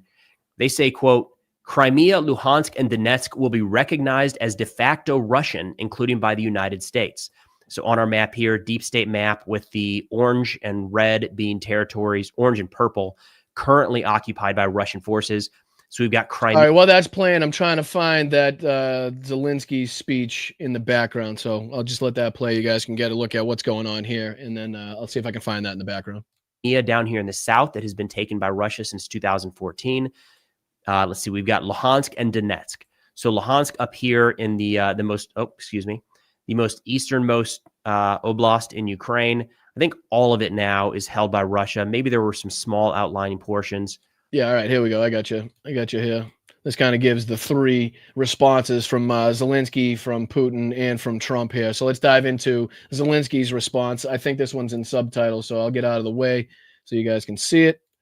And yeah, this is Zelensky's response. I want you to take a look at his demeanor, how he sounds, the frustration in his voice, what he says, all very important in this case. So take a look. National Ukrainian interest must be taken into account. We are not fucking Christ. Everybody's translated. Well, at least you get to hear what he's saying, for crying out loud. Making loud statements. We will continue to work calmly with America and with all our partners. There will be a constructive search for solutions. With our main partner, I will put forward arguments, I will persuade, offer alternatives, but we will certainly not give the enemy grounds to say that it is Ukraine that does not want peace, that it is Ukraine that is disrupting the process, or that Ukraine is not ready for diplomacy. This will not happen. Ukraine will work swiftly. Today, on Saturday and Sunday, throughout the whole of next week, and for as long as necessary, in a 24/7 regime, I will fight to ensure that among all the points of the plan, not fewer than 2 are preserved. These are the dignity and the freedom of Ukrainians, because everything else is based on this: our sovereignty, our independence, our land, our people, and the Ukrainian future. We will do and must do everything to ensure that the result is the end of the war and not the end of Ukraine, not the end of Europe or global peace. I have just spoken with Europeans. We are relying on our European friends, who fully understand that Russia is not somewhere far away, that it is next to the borders of the EU, that Ukraine is now the only shield separating comfortable European life from Putin's plans. And we remember, Europe has stood with us. These days, consultations will be held with partners on the steps needed to end the war. I signed a decree on the composition of the Ukrainian delegation. I approved all the relevant directives. Our representatives know how to defend Ukraine's national interests and what exactly is needed to prevent Russia from carrying out a third invasion. Another blow to Ukraine, just as crimes against our people and against other nations were repeated in the past. Also, we are now talking about much more than just certain clauses of a particular document. We need to make sure that the principle that crimes against humanity against states and nations can be rewarded and does not prevail in the world. We will always be on guaranteeing and justice. We got to show that this man can be rewarded for this country can be rewarded for 20,000+ Ukrainian children, for murdering God knows how many Ukrainian civilians at this point, happening on a nightly basis, every single night.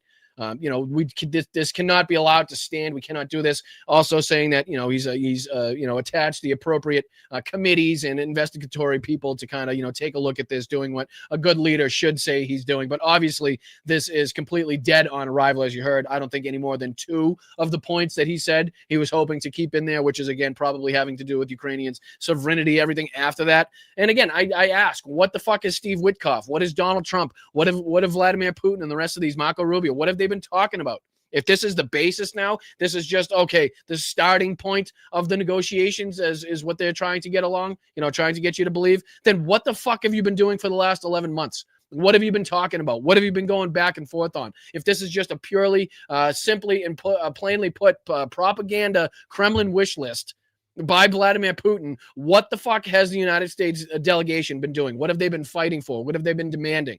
Clearly, absolutely nothing up until this point, right? And it's kind of crazy that we keep going on with, even when it goes to like humanitarian issues. Let me put this back on the screen. Like this is, again, number 6, humanitarian issues, all for all prisoner exchanges, including civilian and children, humanitarian programs and family reunification, educational programs on tolerance, rejection of Nazi ideology as stated in the document. So when they talk about prisoner exchanges, including civilians and children, so where's the punishment? Where's the punishment for stealing 20+ Ukrainian children, 20,000+ Ukrainian children? And trying to, again, reunify them to Russia and change their names and, give them new families. Where's the punishment? Do you see any punishment? No, but I do see a punishment, a rejection of Nazi ideology, right? Which is supposed to be placed upon, again, Ukraine, bringing back that ridiculous talking point that we heard in the beginning of the war that went away really quickly, where they were trying to denazify Ukraine, which was just an utter bullshit statement to begin with. Energy and special facilities. Zaporizhzhia nuclear power plant resumes operation under IAEA supervision. Electricity split 50-50 between Ukraine and Russia. The U.S. helps restore Ukraine's gas infrastructure, internal political processes in Ukraine. Elections held 100 days after the signing agreement. Full amnesty for all participants in the war. Implementation and oversight. The agreement is legally binding. Oversight carried out by a peace council chaired by Donald Trump. Violations result in sanctions. Immediate ceasefire and withdrawal to agreed positions after signing. And again, this is how it looked when it first came out, as you can see here in Russian. I'm sorry. Might even be Ukrainian on that one. But you can tell when it was first come out that this was put out in Russian, translated to different, different languages, both English, Ukrainian. So again, here's, you can tell the statement and how joyous, right? Vladimir Putin is. You can tell how beneficial this is to Russia if he were to get his plan. So this is his response to this as well. У нас этот текст есть. Мы получили его по имеющимся каналам взаимодействия с американской администрацией.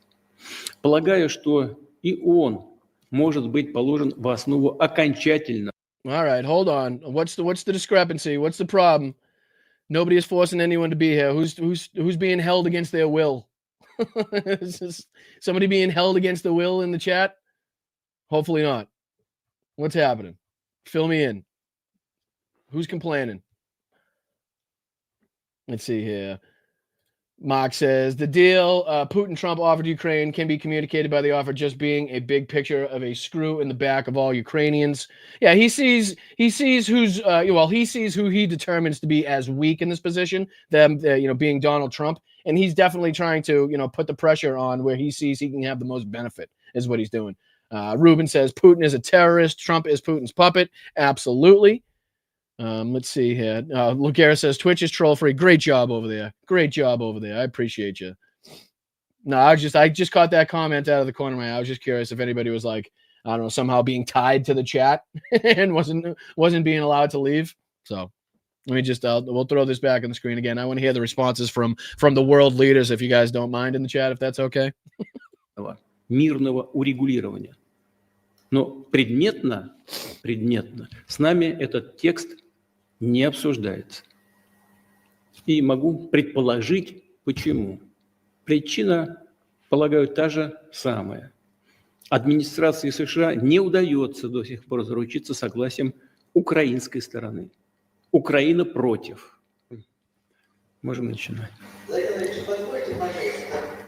Если в Киеве не хотят обсуждать предложение. Says if Kyiv does not want to discuss President Trump's proposals, and I think that's a huge part in this too, that we need to continuously point out that Vladimir Putin is calling this Trump's proposals, right? Again, leaked by the Kremlin, trying to put Donald Trump in some sort of way. Again, I wouldn't put this like I don't see that this has wouldn't have anything to do with, again, the timing of the corruption scandal going on in Ukraine, and how Vladimir Putin might be using that to his advantage, trying to be using the timing of that to his advantage and the leaking of this document, right? So again, all of these are definitely things to be used by Russian propaganda, the Kremlin, his fucking intelligence agencies to use as for their benefit. Same way they use, compromat, same way they use videotapes and recordings, something like, I don't know, Donald Trump doing something to Bubba and maybe hanging that over his head. I don't know. Maybe that's a reason why that Donald Trump's now thought it reasonable to pass along this Kremlin wish list to, again, one of our allies. And then not only that, but to force them into signing them, like threaten them into agreeing to this deal, which, again, something that we need to continuously discuss and will be looked at by many, many historians for a long time to come. But yes, this is Vladimir Putin, as you can see on the screen, calling it President Trump's proposal. Президента Трампа и отказываются от этого, то и они, и европейские поджигатели войны должны понимать, что события, которые произошли в Купянске, будут неизбежно повторяться и на других ключевых участках фронта. Может быть, не так быстро, как... But again, you can tell he's definitely thrilled with the way this has gone down, not only because Donald Trump, they actually did pass this on to Ukraine, but also passed it on with threats, which is just something that, would I don't know if I can fully comprehend or get that through with as much meaning as it should have, with as much emphasis as it should have. Like, the United States of America just took a wish list from our enemy, from the aggressor, from the murderer, from the dictator. Just the United States just took a wish list, a list of demands from the aggressor, an enemy, and handed it to our ally, the one that we signed an agreement to, so they could give up their nuclear arsenal in return for protection from the United States in the event that Russia ever attacked them, which is exactly what's going on. So we just passed on the Russian fucking wish list to them, our ally, with threats of no more intelligence sharing, of no more weapons, of no more ammunition. And that just happened in, again, Europe's largest war since World War II. And we're gonna brush past that. We're somehow just gonna blow by that. I don't think so. Definitely not going to happen. And again, a lot of people are definitely going to be talking about this for a long time to come. So let's see if there's anything else that we can jump into here, through these talking points. So through these, through these creators talking about this non-existent peace plan. Let's dive into it. I appreciate you guys. Hit that like button. Now, there was some pushback here that I saw circulating far and wide across the internet that this was a Russian document. And kind of the core of that is coming from The Guardian, where they looked at some of the syntax, saying, quote, "It is expected is a clunky passive construction in English. The Russian version makes more sense and is familiar verb form. Other Russianisms that appear to have crept into the text include ambiguities and to enshrine." I would not read too awful much into. Well, again, he says to not read too much into it, but I disagree. I think this gives us very good insight to see not only where it originated, but also what the United States government and Marco Rubio are saying to try to protect this, right? Like, so they can't even get their fucking statements right. They can't even get their bullshit right. But like, you know, and this is just a few of the examples here of like the way that the syntax lines up with the way that Russian documents have been written in the past, you know, phraseology from the way that Russian documents have been phrased in the past. And again, so saying here that it makes more sense if you translate it back into Russian than it does if you look at the English translation. So some of the phrases in the U.S. peace proposal for Ukraine appear to have been originally written in Russian.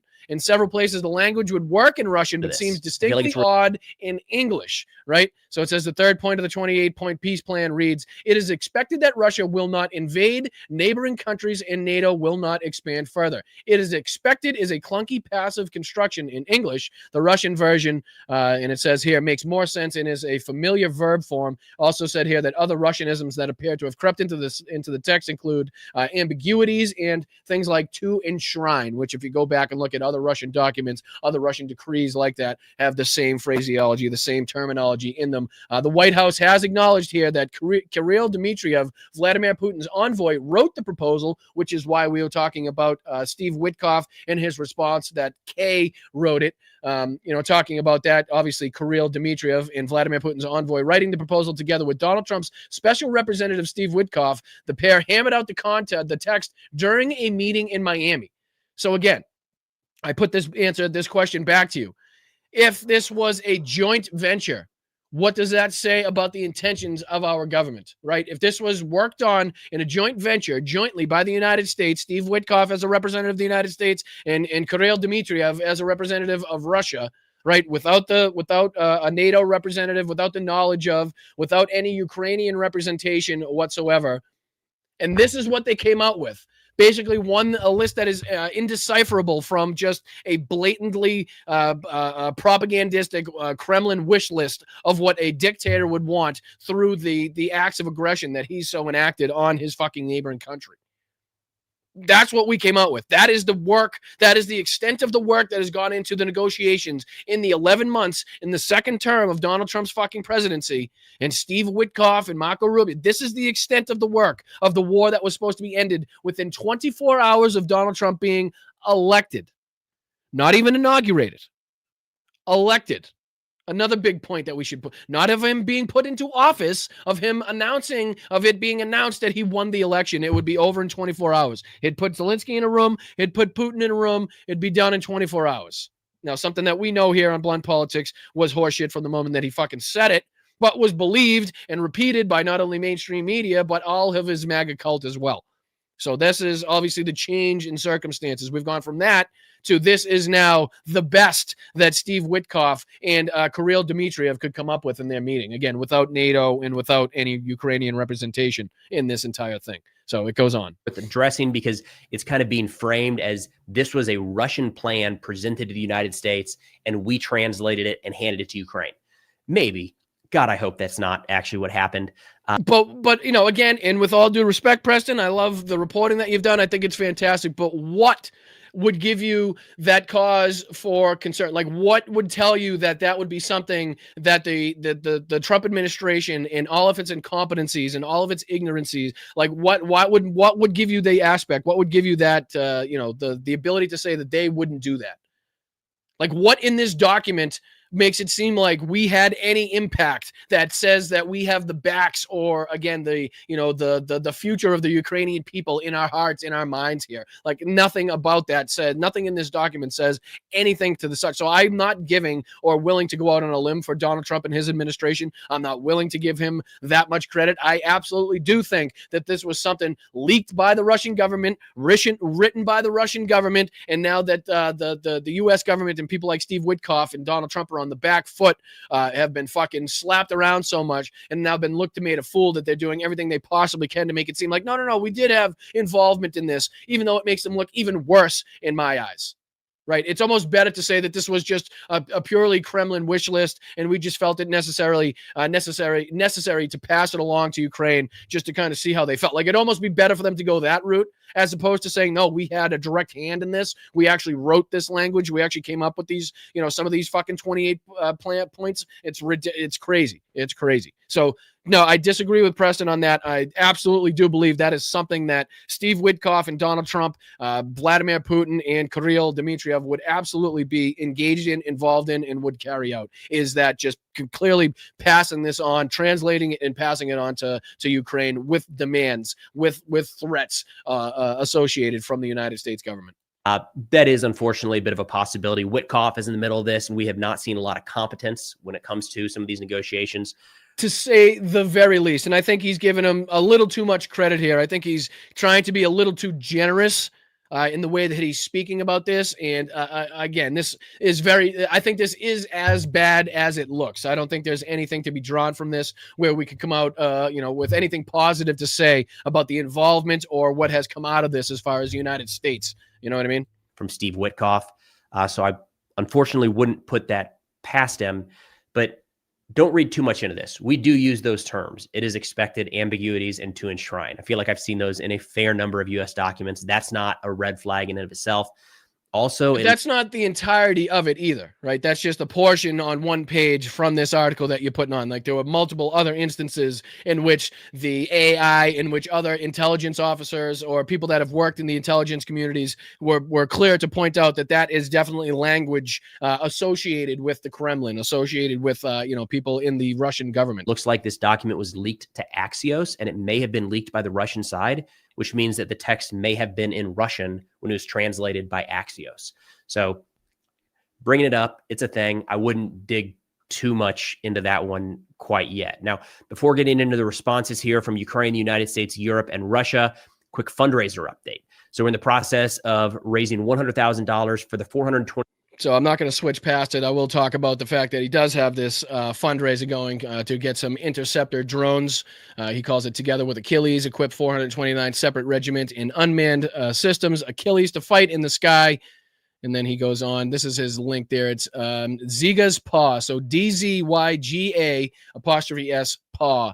If you want to type that into your old interwebs and see if you're willing to support or not on that one, because I don't want to, again, skip ahead of anything that may be beneficial or helpful to the Ukrainian military or, anybody involved in the fight. So again, a lot of these great creators, a lot of these people doing everything they possibly can to utilize their platforms to help, again, not only the military, but civilians, whatever it may be, anybody over there in need. So again, be looking out for these different, different organizations, be looking out for these different fundraisers to make sure you do your due diligence, make sure they're connected to, reputable funds, reputable sources and stuff. So you don't get, taken advantage of. But I definitely would, suggest that you take a look at helping some of these different fundraisers and stuff, because they're a great help and a great assistance to the Ukrainian military, as I heard firsthand from the Ukrainian military, from these people talking about how incredible it is to see different people from YouTube. They were talking about different creators from different platforms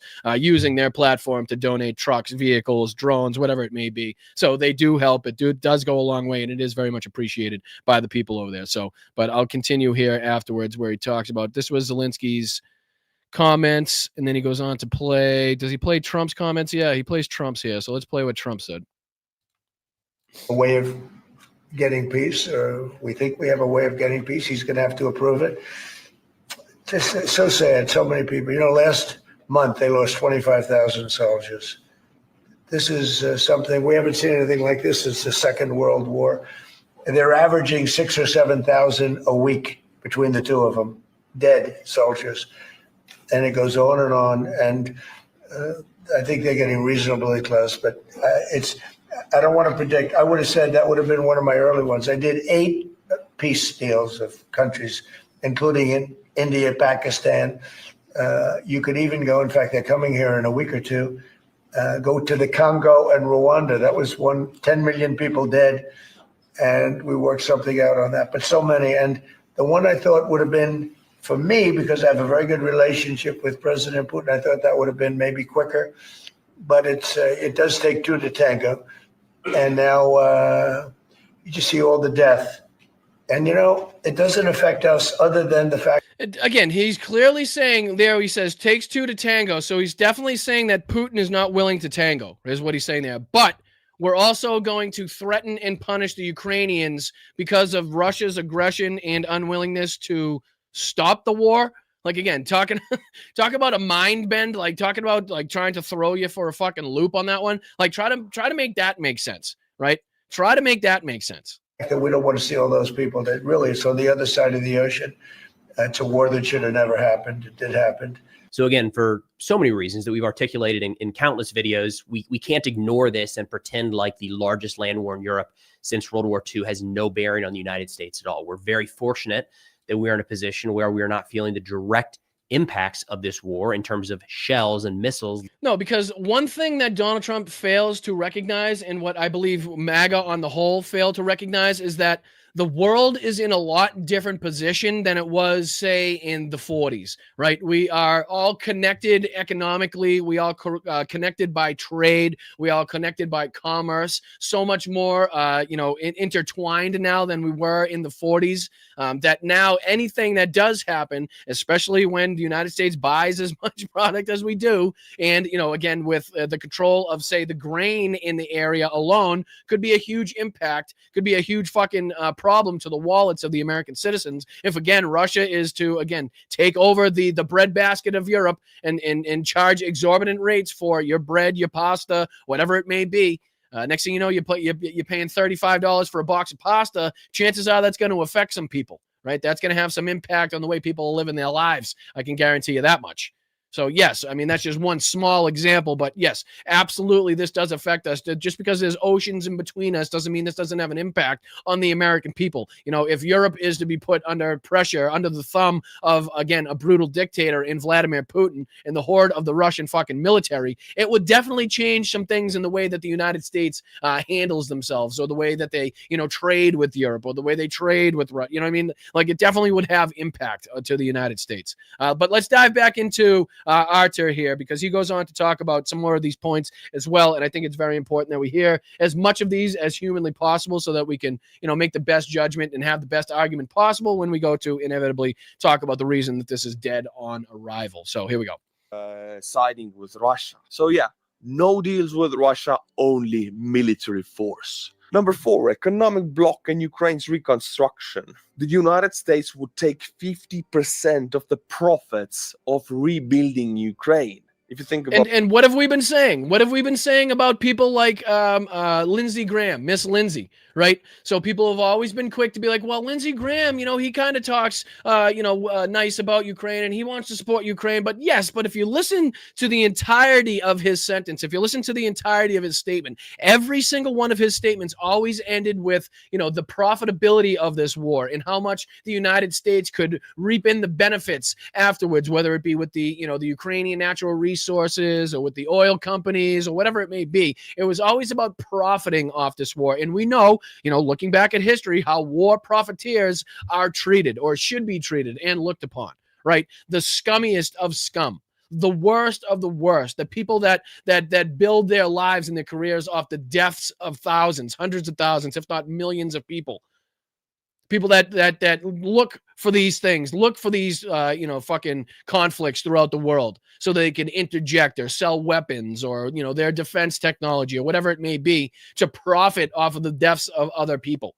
And that's exactly what the United States is doing. That's exactly what people like Lindsey Graham and Donald Trump are trying to set the United States up to do in this battle in Ukraine, is to profit off of the backs of the Ukrainian people. Right? Instead of, again, helping them rebuild, instead of assisting them in any way possible to make sure they defeat Russia. We're now already talking about profiting from the end of this fucking war, which is, again, shameful in all regards. What profits? Well, rebuilding or building something is a very profitable thing. And just think of how. Oh, sorry, I didn't put that on the screen. And just think to go along with that point, how many builders does Donald Trump know that are billionaires? How many billionaire buddies does he have in the electronics industry, or people that would be loving to go over there and wire up and rebuild these communities over in Ukraine? It would make an absolute fucking killing and a fortune from, right? You think it's going to be these little mom and pop construction companies that get these contracts if and when this takes place the way that they want it to? No, it's going to be these incredibly rich billionaire people that have these incredibly large corporations that are going to go over and profit mightily off of the rebuilding of Ukraine after this. And it's fucking, it makes me sick to even think about. Sorry, let me put this back on the screen. Put this back a second. My apologies. Percent of the profits of rebuilding Ukraine? If you think about what profits, well, rebuilding or building something is a very profitable thing. United States would take 50% of the profits. I mean, this things like Trump, he wants to make money out of everything and to make 50% of the profits of building up people's homes that lost it due to aggression from the Russians. I mean, we're not going to push the Russians back. We're going to take profit of building up these people's homes. I'm going to be sick, honestly. Other frozen Russian assets to be allocated to joint United States-Russia projects. How simple can you be to Putin? Number 5, and this is one basically giving them back all of the the funds that were frozen, the yachts that were taken from their fucking from their oligarchs, right? Everything that was supposed to be used and said that could be used to again assist Ukraine in their battle against Russia is now to be returned, or at least put into this so-called fund that Russia would probably be able to dip into at any time, again regaining their wealth, regaining their their pre-war wealth, I should say. The worst ones, honestly. Russia in the global system, gradual lifting of the sanctions. I will stop here because Russia under sanctions finds it incredibly difficult to make money. All of the money the Kremlin makes is going to the military. So if you lift the sanctions, I will translate it to the Western language. We will give Russia hundreds of billions of dollars to build up their military so they can invade us later. This is literally rewarding them for their murderous plot, like murderous fucking plans that they've been enacting in Ukraine. This is quite literally saying not only are we not going to punish you for your crimes, not only are we not going to punish you for what we saw with our own eyes happening in broad daylight on fucking 4K film, but we're also going to reward you. We're also going to allow you back into the World Economic fucking Forum. We're going to allow you back into being United States trading partner. We're going to go 50-50 in this. We'll be able to trade deals on that. You guys will be able to rebuild the Russian economy, rebuild the Russian military. You guys will be all set. So when you're, another 5, 7, 10 years down the line, and you find yourselves in the position and having rebuilt the military up to to a force that you deem large enough to again make your next territorial expansion, then you can do so again and just totally, wipe your ass with this 28-point peace plan like you've done with the other peace plans and agreements in the past. First point about the lifting of the sanctions. Russia returned to the G8, long-term US-Russia economic cooperation.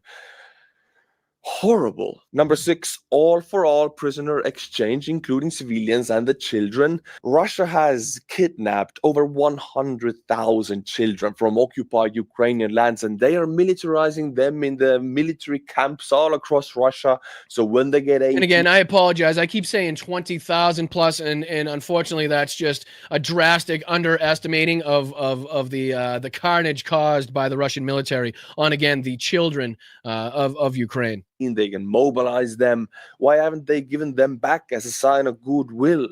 And all for all, there is lists of these people who have been kidnapped by Russians. Russians may just claim that these are not prisoners. They are in Russia with free will, which they're not. They were kidnapped. I am sorry for not believing any of these points from the Russians because they have not fulfilled any of their promises in the past. I love the point of rejection of Nazi ideology as stated in the document. I'm guessing this is Russians putting this piece in. But this is such a mirror here. This would be told about them. They have a very strong fascist and Nazi ideology ruling the country right now. And it's again just one way you can determine who this is beneficial for, who it was written by, who it was meant to hurt.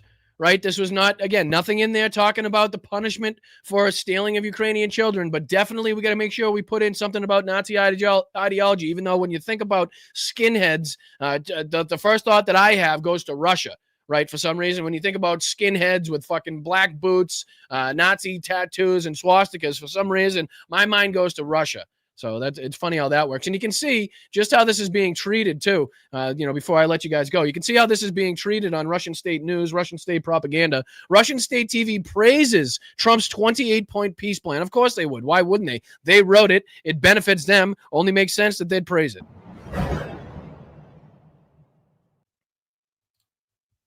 Вице-президент США Джей Ди Венс в телефонном разговоре сообщается, что звонок только что начался. Разъясняет в эти минуты. So she's going on to talk about the conversation between J.D. Vance and Zelensky, is explaining to Zelensky this very minute Зеленскому нюансы Вашингтонского. The nuances of, again, Washington's plan. And again, that's the point I continuously want to point out. Putin calling it Trump's plan. The Russian state propaganda, Russian state media calling it Washington's plan. Again, you can see how they're trying to get this across. You're trying to see the position, the place that they're trying to put Donald Trump in this as well. And Donald Trump has fallen for it at every fucking turn. Деталей полно. Итак, 28... There are 28 of Trump's points that will crush Zelensky, it says. 7 трамповских пунктов, которые раздавят Зеленского.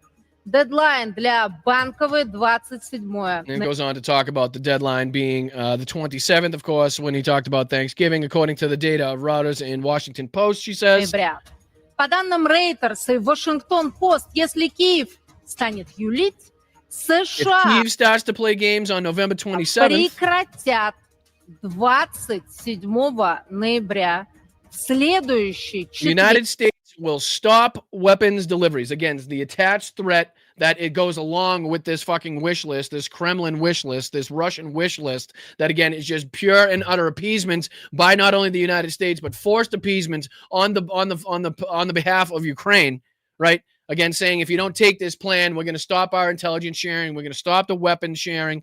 You're not going to be able to fight and defend your fucking country. So you better give in now while you still can, while you still have some territory to give up. It's basically the position that the United States has taken on this whole thing, which is just, I don't know, maybe it may not in the moment here be as apparent as evident as to how treasonous and ridiculous this is. But, it doesn't take much to see, right? I mean, these are the other, you can see the other points in the plan and how many people are talking about this as being, pro-Putin, how the media is talking about it. This is the peace plan here. Let's see, territories. It talks about Ukraine will adopt EU rules in religious tolerance and the protection of linguistic minorities. We talked about a few of these different ones. Russia will not interfere with Ukraine's use of the Dnieper River for commercial activities, and agreements will be reached on free transportation of grain through the Black Sea. That grain that they've been attacking this whole time. I mean, it just goes on. A humanitarian committee will be established to resolve open issues. It's just a fucking joke. It is just an absolute fucking joke, and it's been a disaster upon disaster upon disaster with the response from people like, again, Marco Rubio, Steve Witkoff. Let's see here if I can type this in for a sec. See if we can get a little bit of the response from people like Marco Rubio, because I think we had the senators on here as well, kind of going against what Marco Rubio was saying. Let me see if I can put this in. Marco Rubio. What should I put in? Russia. See if that brings it up. If not, I'll get into thanking some people. Just on the road, progressive and talk to. Yeah, he's in Geneva now, calling it the most productive. Let me put this on the screen so you guys can see what I'm talking about. This is talking about it's the most productive day yet by Marco Rubio. So let's see what bullshit he has to say here about this peace plan.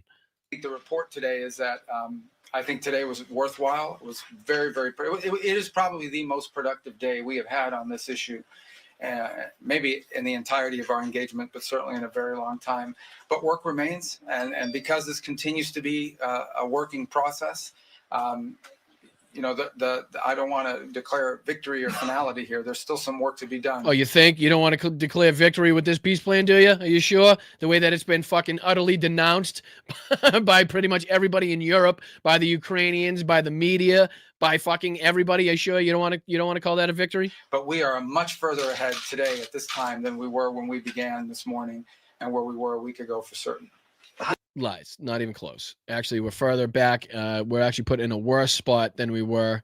Here's J.D. Vance. Any Ukraine-Russia peace plan has to, what's it say? Trump's Russia peace plan is a massive scandal. We now know that the pedophile Putin puppet agreed to Russian wish list that the traitor to democracy J.D. Vance pushed for Ukraine to agree with the Thanksgiving Day ultimatum. Marco Rubio admitted it was written entirely by Russia. Any Russia-Ukraine plan has to stop the killing while preserving Ukrainian sovereignty, be acceptable to both Russia and Ukraine, maximize the chances the war doesn't restart. Bunch of fucking useless jargon. Every criticism of the peace framework and the administration working on either understands the framework or misstates some critical reality on the ground. There is a fantasy that if we just give more money, more weapons, or more sanctions, victory is at hand. Peace won't be made by failed diplomats or politicians living in fantasy land. It may be made by smart people living in the real world. Actually, I think more money, more weapons, and more sanctions would be the fucking recipe for victory, to tell you the truth, considering how wrong he is on that one. But yeah, wish list lawmakers say Marco Rubio told them the leaked 28-point peace plan for Ukraine is not Trump's deal. Okay, so we just talked about how, Russian state propaganda, Russian state media, and Vladimir Putin himself trying to get this across as it was. Marco Rubio going back and forth, talking about how, no, we did have involvement. No, we didn't have involvement. It was the Russians. It wasn't the Russians. They don't really know which way to go on this. Was there let me see if I can get the clip in which these senators talk about Rubio in his statement. Let's see here. Marco Rubio. I'll do a peace plan, maybe. Maybe spell it right would be great. Let's see. Latest. Let's see if we can get that clip of the senators there. What was the guy's name? The guy with the mustache there. Christ. Try this one. Let's see here. Dun, dun, dun. Ukraine peace plan. Marco Rubio revisits. That's not it. That's not it. Go to media. Maybe that'll do. I don't know why these things are always all over the internet, and as soon as I want to go pull them up, it's like, quick, take them off. Take them off the internet. Brian is trying to show them at his show. Is it this one right here? Yeah, it was this. It was at that event. So let's see if I can. Maybe I'm getting a little closer. For crying out loud, it shouldn't be that difficult. Senators, Marco Rubio, peace deal, Russia. Maybe that will help. Nope, that didn't help. Latest, top. Come on. Of course, because he just spoke. It'll be the only. Oh, here we go. Is this it? Rubio did make a phone call to us this afternoon. He made it very clear to us that we are recipients of a proposal that was delivered to one of our representatives. It is not our recommendation. It is not our peace plan. Yeah, here we go. Let me put this on the screen. Where, again, totally contradictory statements by not only the senators, but Marco Rubio, and then flipping back to the same statement. Check this out. Secretary Rubio did make a phone call to us this afternoon. I think he made it very clear to us that we are the recipients of a proposal that was delivered to one of our representatives. It is not our recommendation. It is not. But it was delivered with threats by the United States. So listen to what he's saying here. That what he's trying to get across is we got something, like I said earlier in the show, we got a list of demands from an enemy, right? And as the United States government, what we did is we attached threats onto that wish list that we just got from our enemy, from the Kremlin, from Russia, from Putin, a murderous dictator, a thug, right? With that, we just got, and then on that, we attached threats. We should be like, you know what? This isn't enough. We said this isn't strong enough against Ukraine. You know what we should do? We should tell them if they don't accept this wish list from our enemy, when Ukraine's an ally and would, enemy, Russia, enemy, Ukraine, ally, if they don't accept this wish list from our enemy, what we're going to do is we're going to say we're going to stop supplying our ally with weapons, with intelligence that is vital to their fucking, survival. We're going to stop that. We'll add that on to this fucking shitstorm that is the wish list from the Kremlin. And we're going to fucking shove that right down the throat of Volodymyr Zelensky and the Ukrainian people and say they have till Thanksgiving to come up with a decision and agree to that, or else. Like that's what's taking place. That's what just happened. And just to kind of put it in layman's terms like that, that's what we're looking at right now. Peace plan, the wish list from an enemy handed with fucking threats on top as like the little topping on the cake there, to Ukraine, again, and force-fed down their throat with more threats of, again, taking away intelligence and weapon sharing. That's what we just did to an ally under attack at war in the biggest war in Europe since World War II.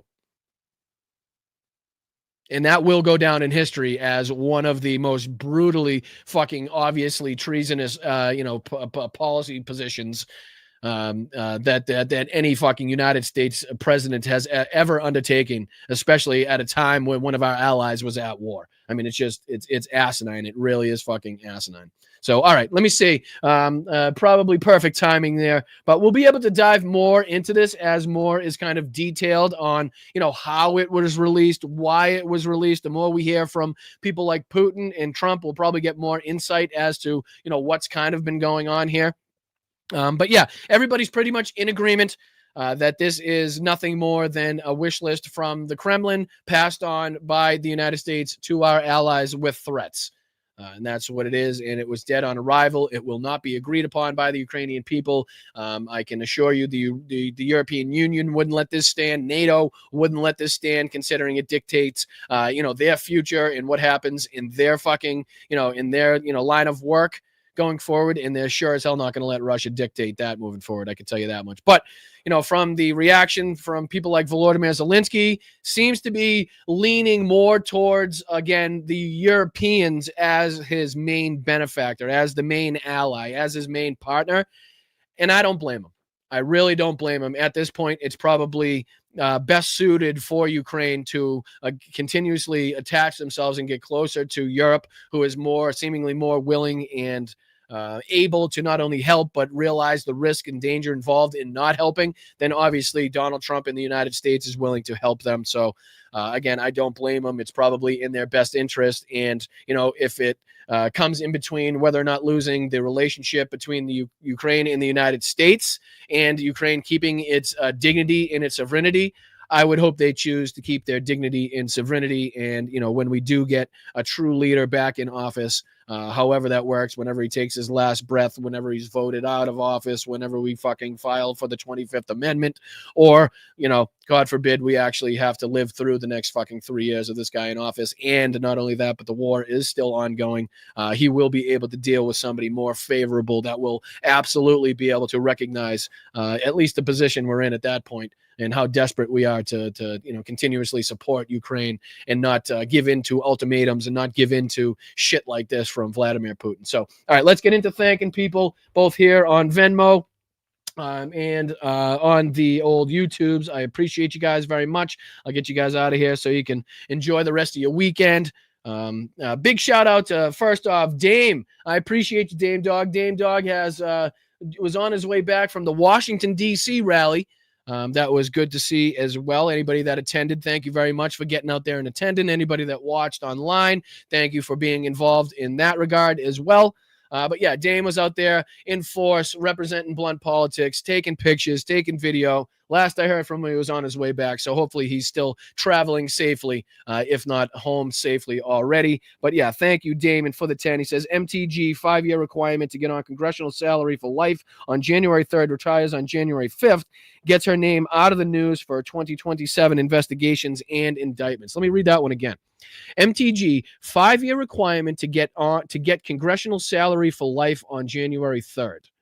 So 5-year requirement to get congressional. Oh, okay. So she meets her requirement on the 3rd of January to get the congressional salary for life. So she'll have met that by 2 days when she retires on the 5th. Dame believes she's just trying to get her name out of the news for 2027 investigations and indictments. Well, very possible. Absolutely very possible. Our Insights into that. I did not even think about that as well. I didn't think about whether or not she could collect that for the rest of her time there just by, again, fulfilling that 5-year requirement. So great insight, Dame. I appreciate that. Jenny Faye, thank you so much. You are absolutely incredible. She says, happy early birthday, Brian. Enjoy a beer or a blunt or an ice cream cone, whatever makes you happiest as you ease into 40. And happy Thanksgiving to you, Mel, Logan, and Pops. Well, thank you so much, Jenny Faye. I appreciate that very much. I really do. You've been so kind and generous, and it's very much appreciated. So thank you very much as, again, spend my last days in my 30s here, which is Jesus Christ. Thank you so much, Ricky, as well, for being awesome and keeping us informed. Happy Thanksgiving to you, Mel, Logan, and the whole family. Well, right back to you, Ricky, Jenny Faye, everybody else in the chat as well. Happy Thanksgiving. It's awesome. One of my favorite because, and, you know, I may be biased because every like 6-7 years, my birthday falls on Thanksgiving. So, you know, I'm kind of a little bit biased as to what the favorite holidays are. So it's always good to get presents and some turkey on the same day. Can't beat it. Can't beat it. But no, I'm kidding. I appreciate you guys. Thank you so much. I hope you enjoy your Thanksgiving as well. Let's see here. Who else? I got a couple other people to thank, so I want to make sure not to miss them. Jenny Faye, Ricky, thank you to Nancy as well, as always. Thank you so much, Nancy, Claudia, Suzanne, Nancy again, Barry, Allison, Nancy again, Robert, thank you guys so much. You're always fantastic, always helpful. Victoria, Damon, again, you guys are just Linda, all of you. And I'm going back a few days, but thank you for all of your help, all of your persistence in this fight. I really do appreciate it. Let's see if we got anything here on the old YouTubes as far as thank yous to hand out, show of appreciation. Let me put you guys on the, I'm going to put you guys on the screen if I can while I do this so you guys can see this. I'm going to make you a little bigger. Let me go for the big. All right, there you are. Wide. There you are. How's that? We'll make it like that. There you guys can see your beautiful faces and your beautiful comments. But yes, thank you, Wes. I very much appreciate you, brother. Everybody pray for peace. Reason must prevail. Congratulations on being here, and thank you for being here for 19 months, Wes. We appreciate you, all that you do. Never a dull moment when Wes is around. That's for damn sure. So thank you, Wes, for always keeping it lively. Allie, thank you. She says, Zoran was walking nothing back, 10 toes. Absolutely. And he went in it. He went in there just with the right attitude, you know, schmoozing Donald Trump the way that, you know, he knows Donald Trump can be schmoozed over, and then led him out there in front of the cameras in the Oval Office and just let Donald Trump rip his own arguments apart. Right? Like Zoran did nothing. He didn't even have to do anything but stand there over Donald Trump, looking younger, more handsome, more eloquent, more articulate, more capable, right? More healthy. And then Donald Trump literally set his own ass on fire in that fucking Oval Office and took a hammer to every single one of his talking points that, again, MAGA had been following on, making them look stupid as well. So now they're all up in a tizzy. Their heads are completely exploded at this point. They don't know what to make of it. Like I said, Brian Kilmeade talking about how jealous J.D. Vance is. They just have no idea. They have no idea. And yes, I see Allie. What is that? Allie Orky Ers50 says 39-year-old going 40. That not but something Brian, Bomb Brian. Sorry, I missed it. But yes, 39 going on 40. November 25th. And thank you, Lonzetta, as well. The ultimate mom date from heaven. I love this one. The ultimate mom date from heaven. That's great. Great one. I love that one. Thank you, Lonzetta. I appreciate you very much. Thank you and congratulations on being here for 6 months. That goes for Shanzi as well. I don't know why the name changed all of a sudden again in the chat. It's just like it does it whenever it wants. But thank you and congratulations on being here for 10 months. Stoneflower Dragon on the $5 super chat. Thank you so much. She says, I don't think the boys in the party support her political dreams. She has her little northwest corner already. Northwest corner only. I'm assuming that means like in Georgia. Like she already has that little, she's got her block represented. But I don't know. Again, would you guys give up a fucking cash cow like that? not to say that you guys would ever exploit it the way that she's exploited it or the way these other politicians have, but do you see these other people giving this up is how I should rephrase the question. Do you see these other people just willingly giving up their power and their prestige that they see and their ability to make money in a way that they have not been able to in their entire lives? I don't give them that much credit. I could be wrong, and I'll put my hand up if I am. But thank you, Stoneflower Dragon. I really appreciate you. Same thing with Steven. MT Green figured out MAGA is not the American way. And I don't know, are we giving her too much credit? Is she going to, again, be heading into that America First type of lane, which is even worse than MAGA, which is even more right-wing than MAGA? Who knows? I mean, this is the lady that did say Jewish space ladies and space lasers, and that, Democrats were drinking the blood of babies, and that Muslims shouldn't be allowed in the government. So I don't know. I'm not so sure that she's figured out the American way just yet, Stephen. But again, I'll be more than happy to put my right hand up and say I'm wrong. And congratulations on being here for a year. I appreciate you, brother. Ricky, let's go with the 10 gifted. You saint, you absolute saint. Let's fucking go. Thank you for the 10 gifted. Make sure we're thanking Ricky. Anybody that got one of those 10 gifted memberships, anybody that didn't get one of those 10 gifted memberships, just thank Ricky for, contributing to the chat, contributing to society here on Blunt Politics. We really appreciate you, Ricky. Thank you, Karen. Best 15 months on YouTube. Oh, that's amazing. That's a good compliment, Karen. I really appreciate that one. I really appreciate that one because, just the amount of content that you guys have to choose from and you're able to consume on not only YouTube, but Twitch and Facebook and Instagram, just the fact that you choose to spend whatever amount of time with me each week, I am very appreciative, very, very appreciative and thankful for you spending your time, which is, I know, something you'll never get back, something that is the most important thing to you. So Karen and everybody else, thank you so much. That's a very kind compliment. And I hope I live up to that. I really do. So thank you. And Mark, appreciate you, brother. There was the founding fathers, and now there is the floundering failures. Bye, MTG. That's pretty good. Pretty good, Mark, and spot on. Definitely. So thank you. Shout out to you for the 5. Really appreciate you and everything that you've been doing recently. It's been noticed. It goes noticed. I appreciate it. Just saying, let's go. 5 more gifted memberships. You guys are amazing. You really are so generous and wanting to see other people be involved as well. So just saying, we appreciate you. Thank you so much. Shout out to you and the 5 gifted. Make sure we're shouting out back for the 5 gifted there. This deal Putin-Trump offered to Ukraine can be communicated by the offer just being a big picture of a screw in the back of all Ukrainians. Right. It's, again, to go back to World War II type of rhetoric, it's the stab in the back, right? This is the stab in the back theory. This is literally what the German military was propagandized with, like something just like this, like where they considered themselves unbeatable. They thought they weren't being beat on the battlefield, and that the only reason that they lost World War I is because of the Jewish people in the background and the people that were running the banks and the politicians that stabbed the German military in the back. Well, that's literally what's happening right now. This is Ukraine still fighting for their homeland, still fighting for their sovereignty, kicking ass and taking names, and making it the most costly fucking venture that Russia could ever imagine, and just in the small territory that it's managed to take over, right? That's what it's doing. And now it's being stabbed in the back by the United States and being told to surrender, being told to capitulate when they themselves are not ready or willing or fucking even thinking about doing so themselves. So yeah, this is very much so, to go back to World War II, World War I type rhetoric is the old stab in the back theory going on right now. But yeah, thank you, Mark. I appreciate you, brother. Good insights there. Ruben Michaels as well. Putin is a terrorist. Trump is Putin's puppet. That is basically how the chain of operation goes. That is the standard operating procedure now in that chain as well. So, Ruben, thank you so much. Thank you for being a member for 3 months as well, brother. Mark G, back again. What does Ukraine and Afghanistan have in common? Trump screwing them over with his art of the steal. I don't think anybody can really, kind of go against that as well. But I do think that, even Ukraine has more in that fight in that sense. I know Afghanistan as well, and what he did there. And again, talking about the withdrawal and talking about taking back Bagram and all of that bullshit. But I still don't think that we have, can comprehend just how the Ukrainians are willing to fight. All they need is the ammunition. All they need is the weapons. All they need is the assistance, And now we are, handing them threats. We're handing them fucking threats attached to Russian wish lists. And that's where we are again in the 11 months that Steve Witkoff and Donald Trump have been trying to figure this out, because it's a 24-hour operation to end this. But yeah, I appreciate you, Mark G. Absolutely.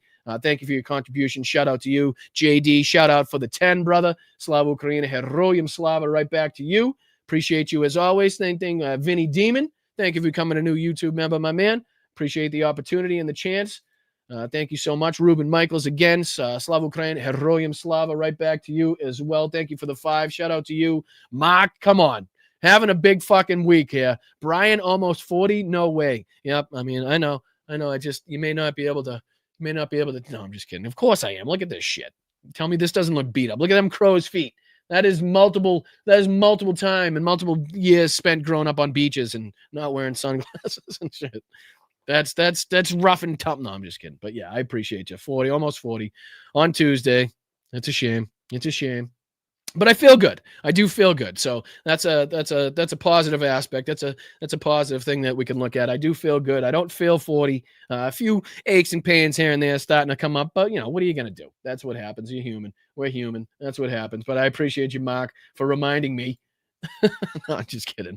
Thank you, Yakov. Happy birthday, brother. Much love from my fam to yours. Thank you so much, brother. We really do appreciate you. Thank you for your kind contributions. Same thing from Brenda as well. Thank you, Brenda. Good to see you. Thank you so much for your kind and generous $20 contributions there. Shout out to you. Victory soon. Slava Ukraina, Heroyam Slava. Right to you, Brenda. Thank you so much for your support. Thank you so much, Ruben. Happy birthday, Brian. Lobster in Ukraine. I appreciate you guys. Thank you so much for the early happy birthday wishes. And then to round it out, be kind and have hope. Says happy birthday, Brian. I appreciate you guys. Thank you so much. I'll let you guys get out of here now. Enjoy the rest of your Sunday. I'm going to go throw up some Christmas decorations, some Christmas lights. The thing that I may be best at, right? The thing that I may enjoy the most in life is putting up some Christmas decorations. So I'm going to go make myself happy, take my mind off of some of this bullshit.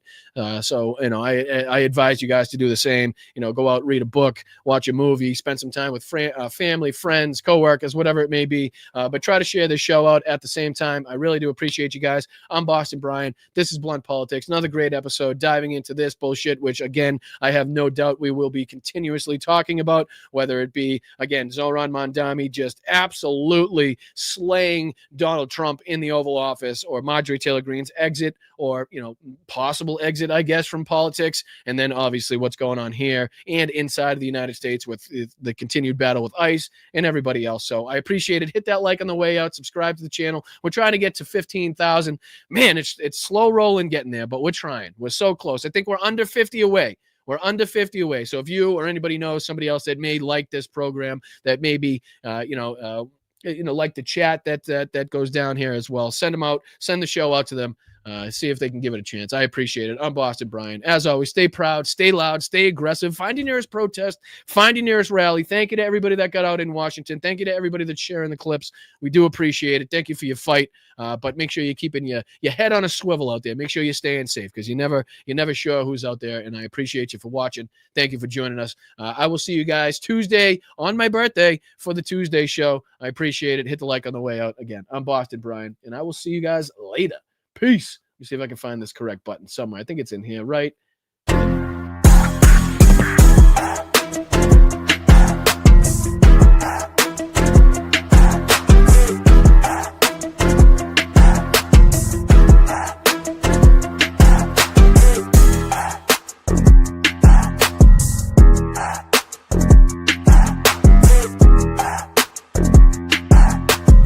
Thank you, guys. Thank you, Chris. Appreciate you. Appreciate you, Bob. Thank you.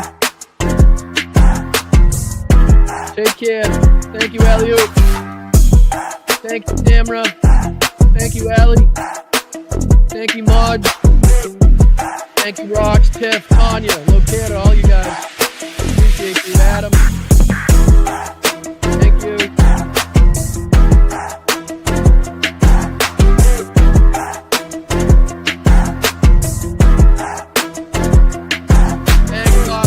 Love you, big guy.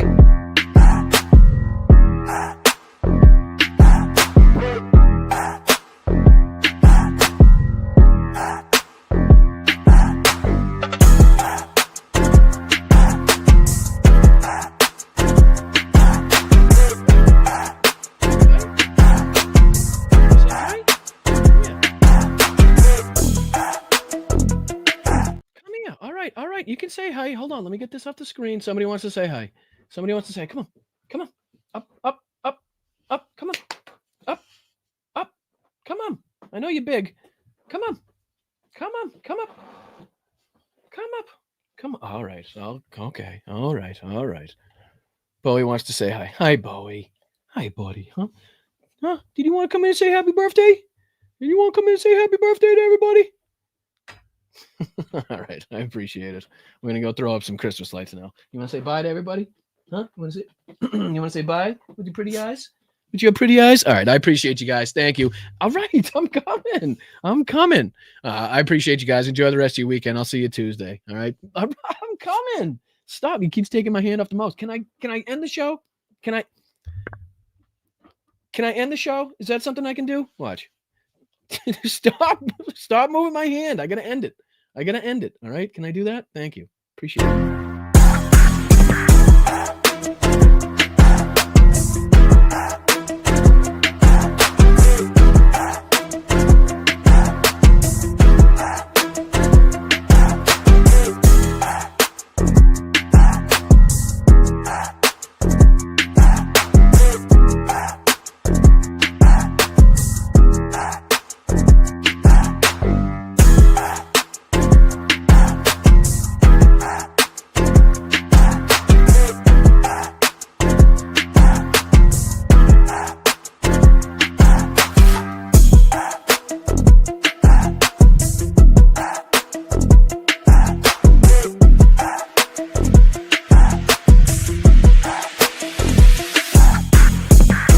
Geez, kind of look like Bowie might have to have his own show at some point. The love he gets.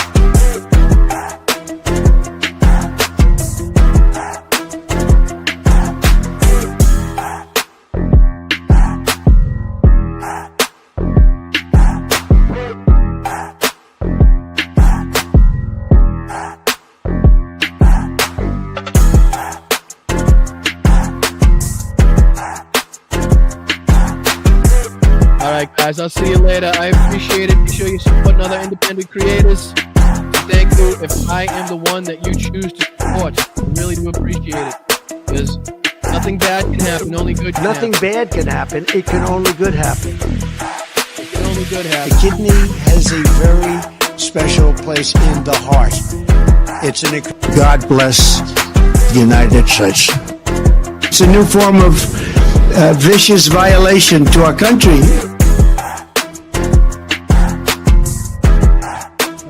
I'll see you later. I really do appreciate this. Sorry that we have to go up and deal with this bullshit. As Donald Trump is the leader of the big, fat, sloppy United States.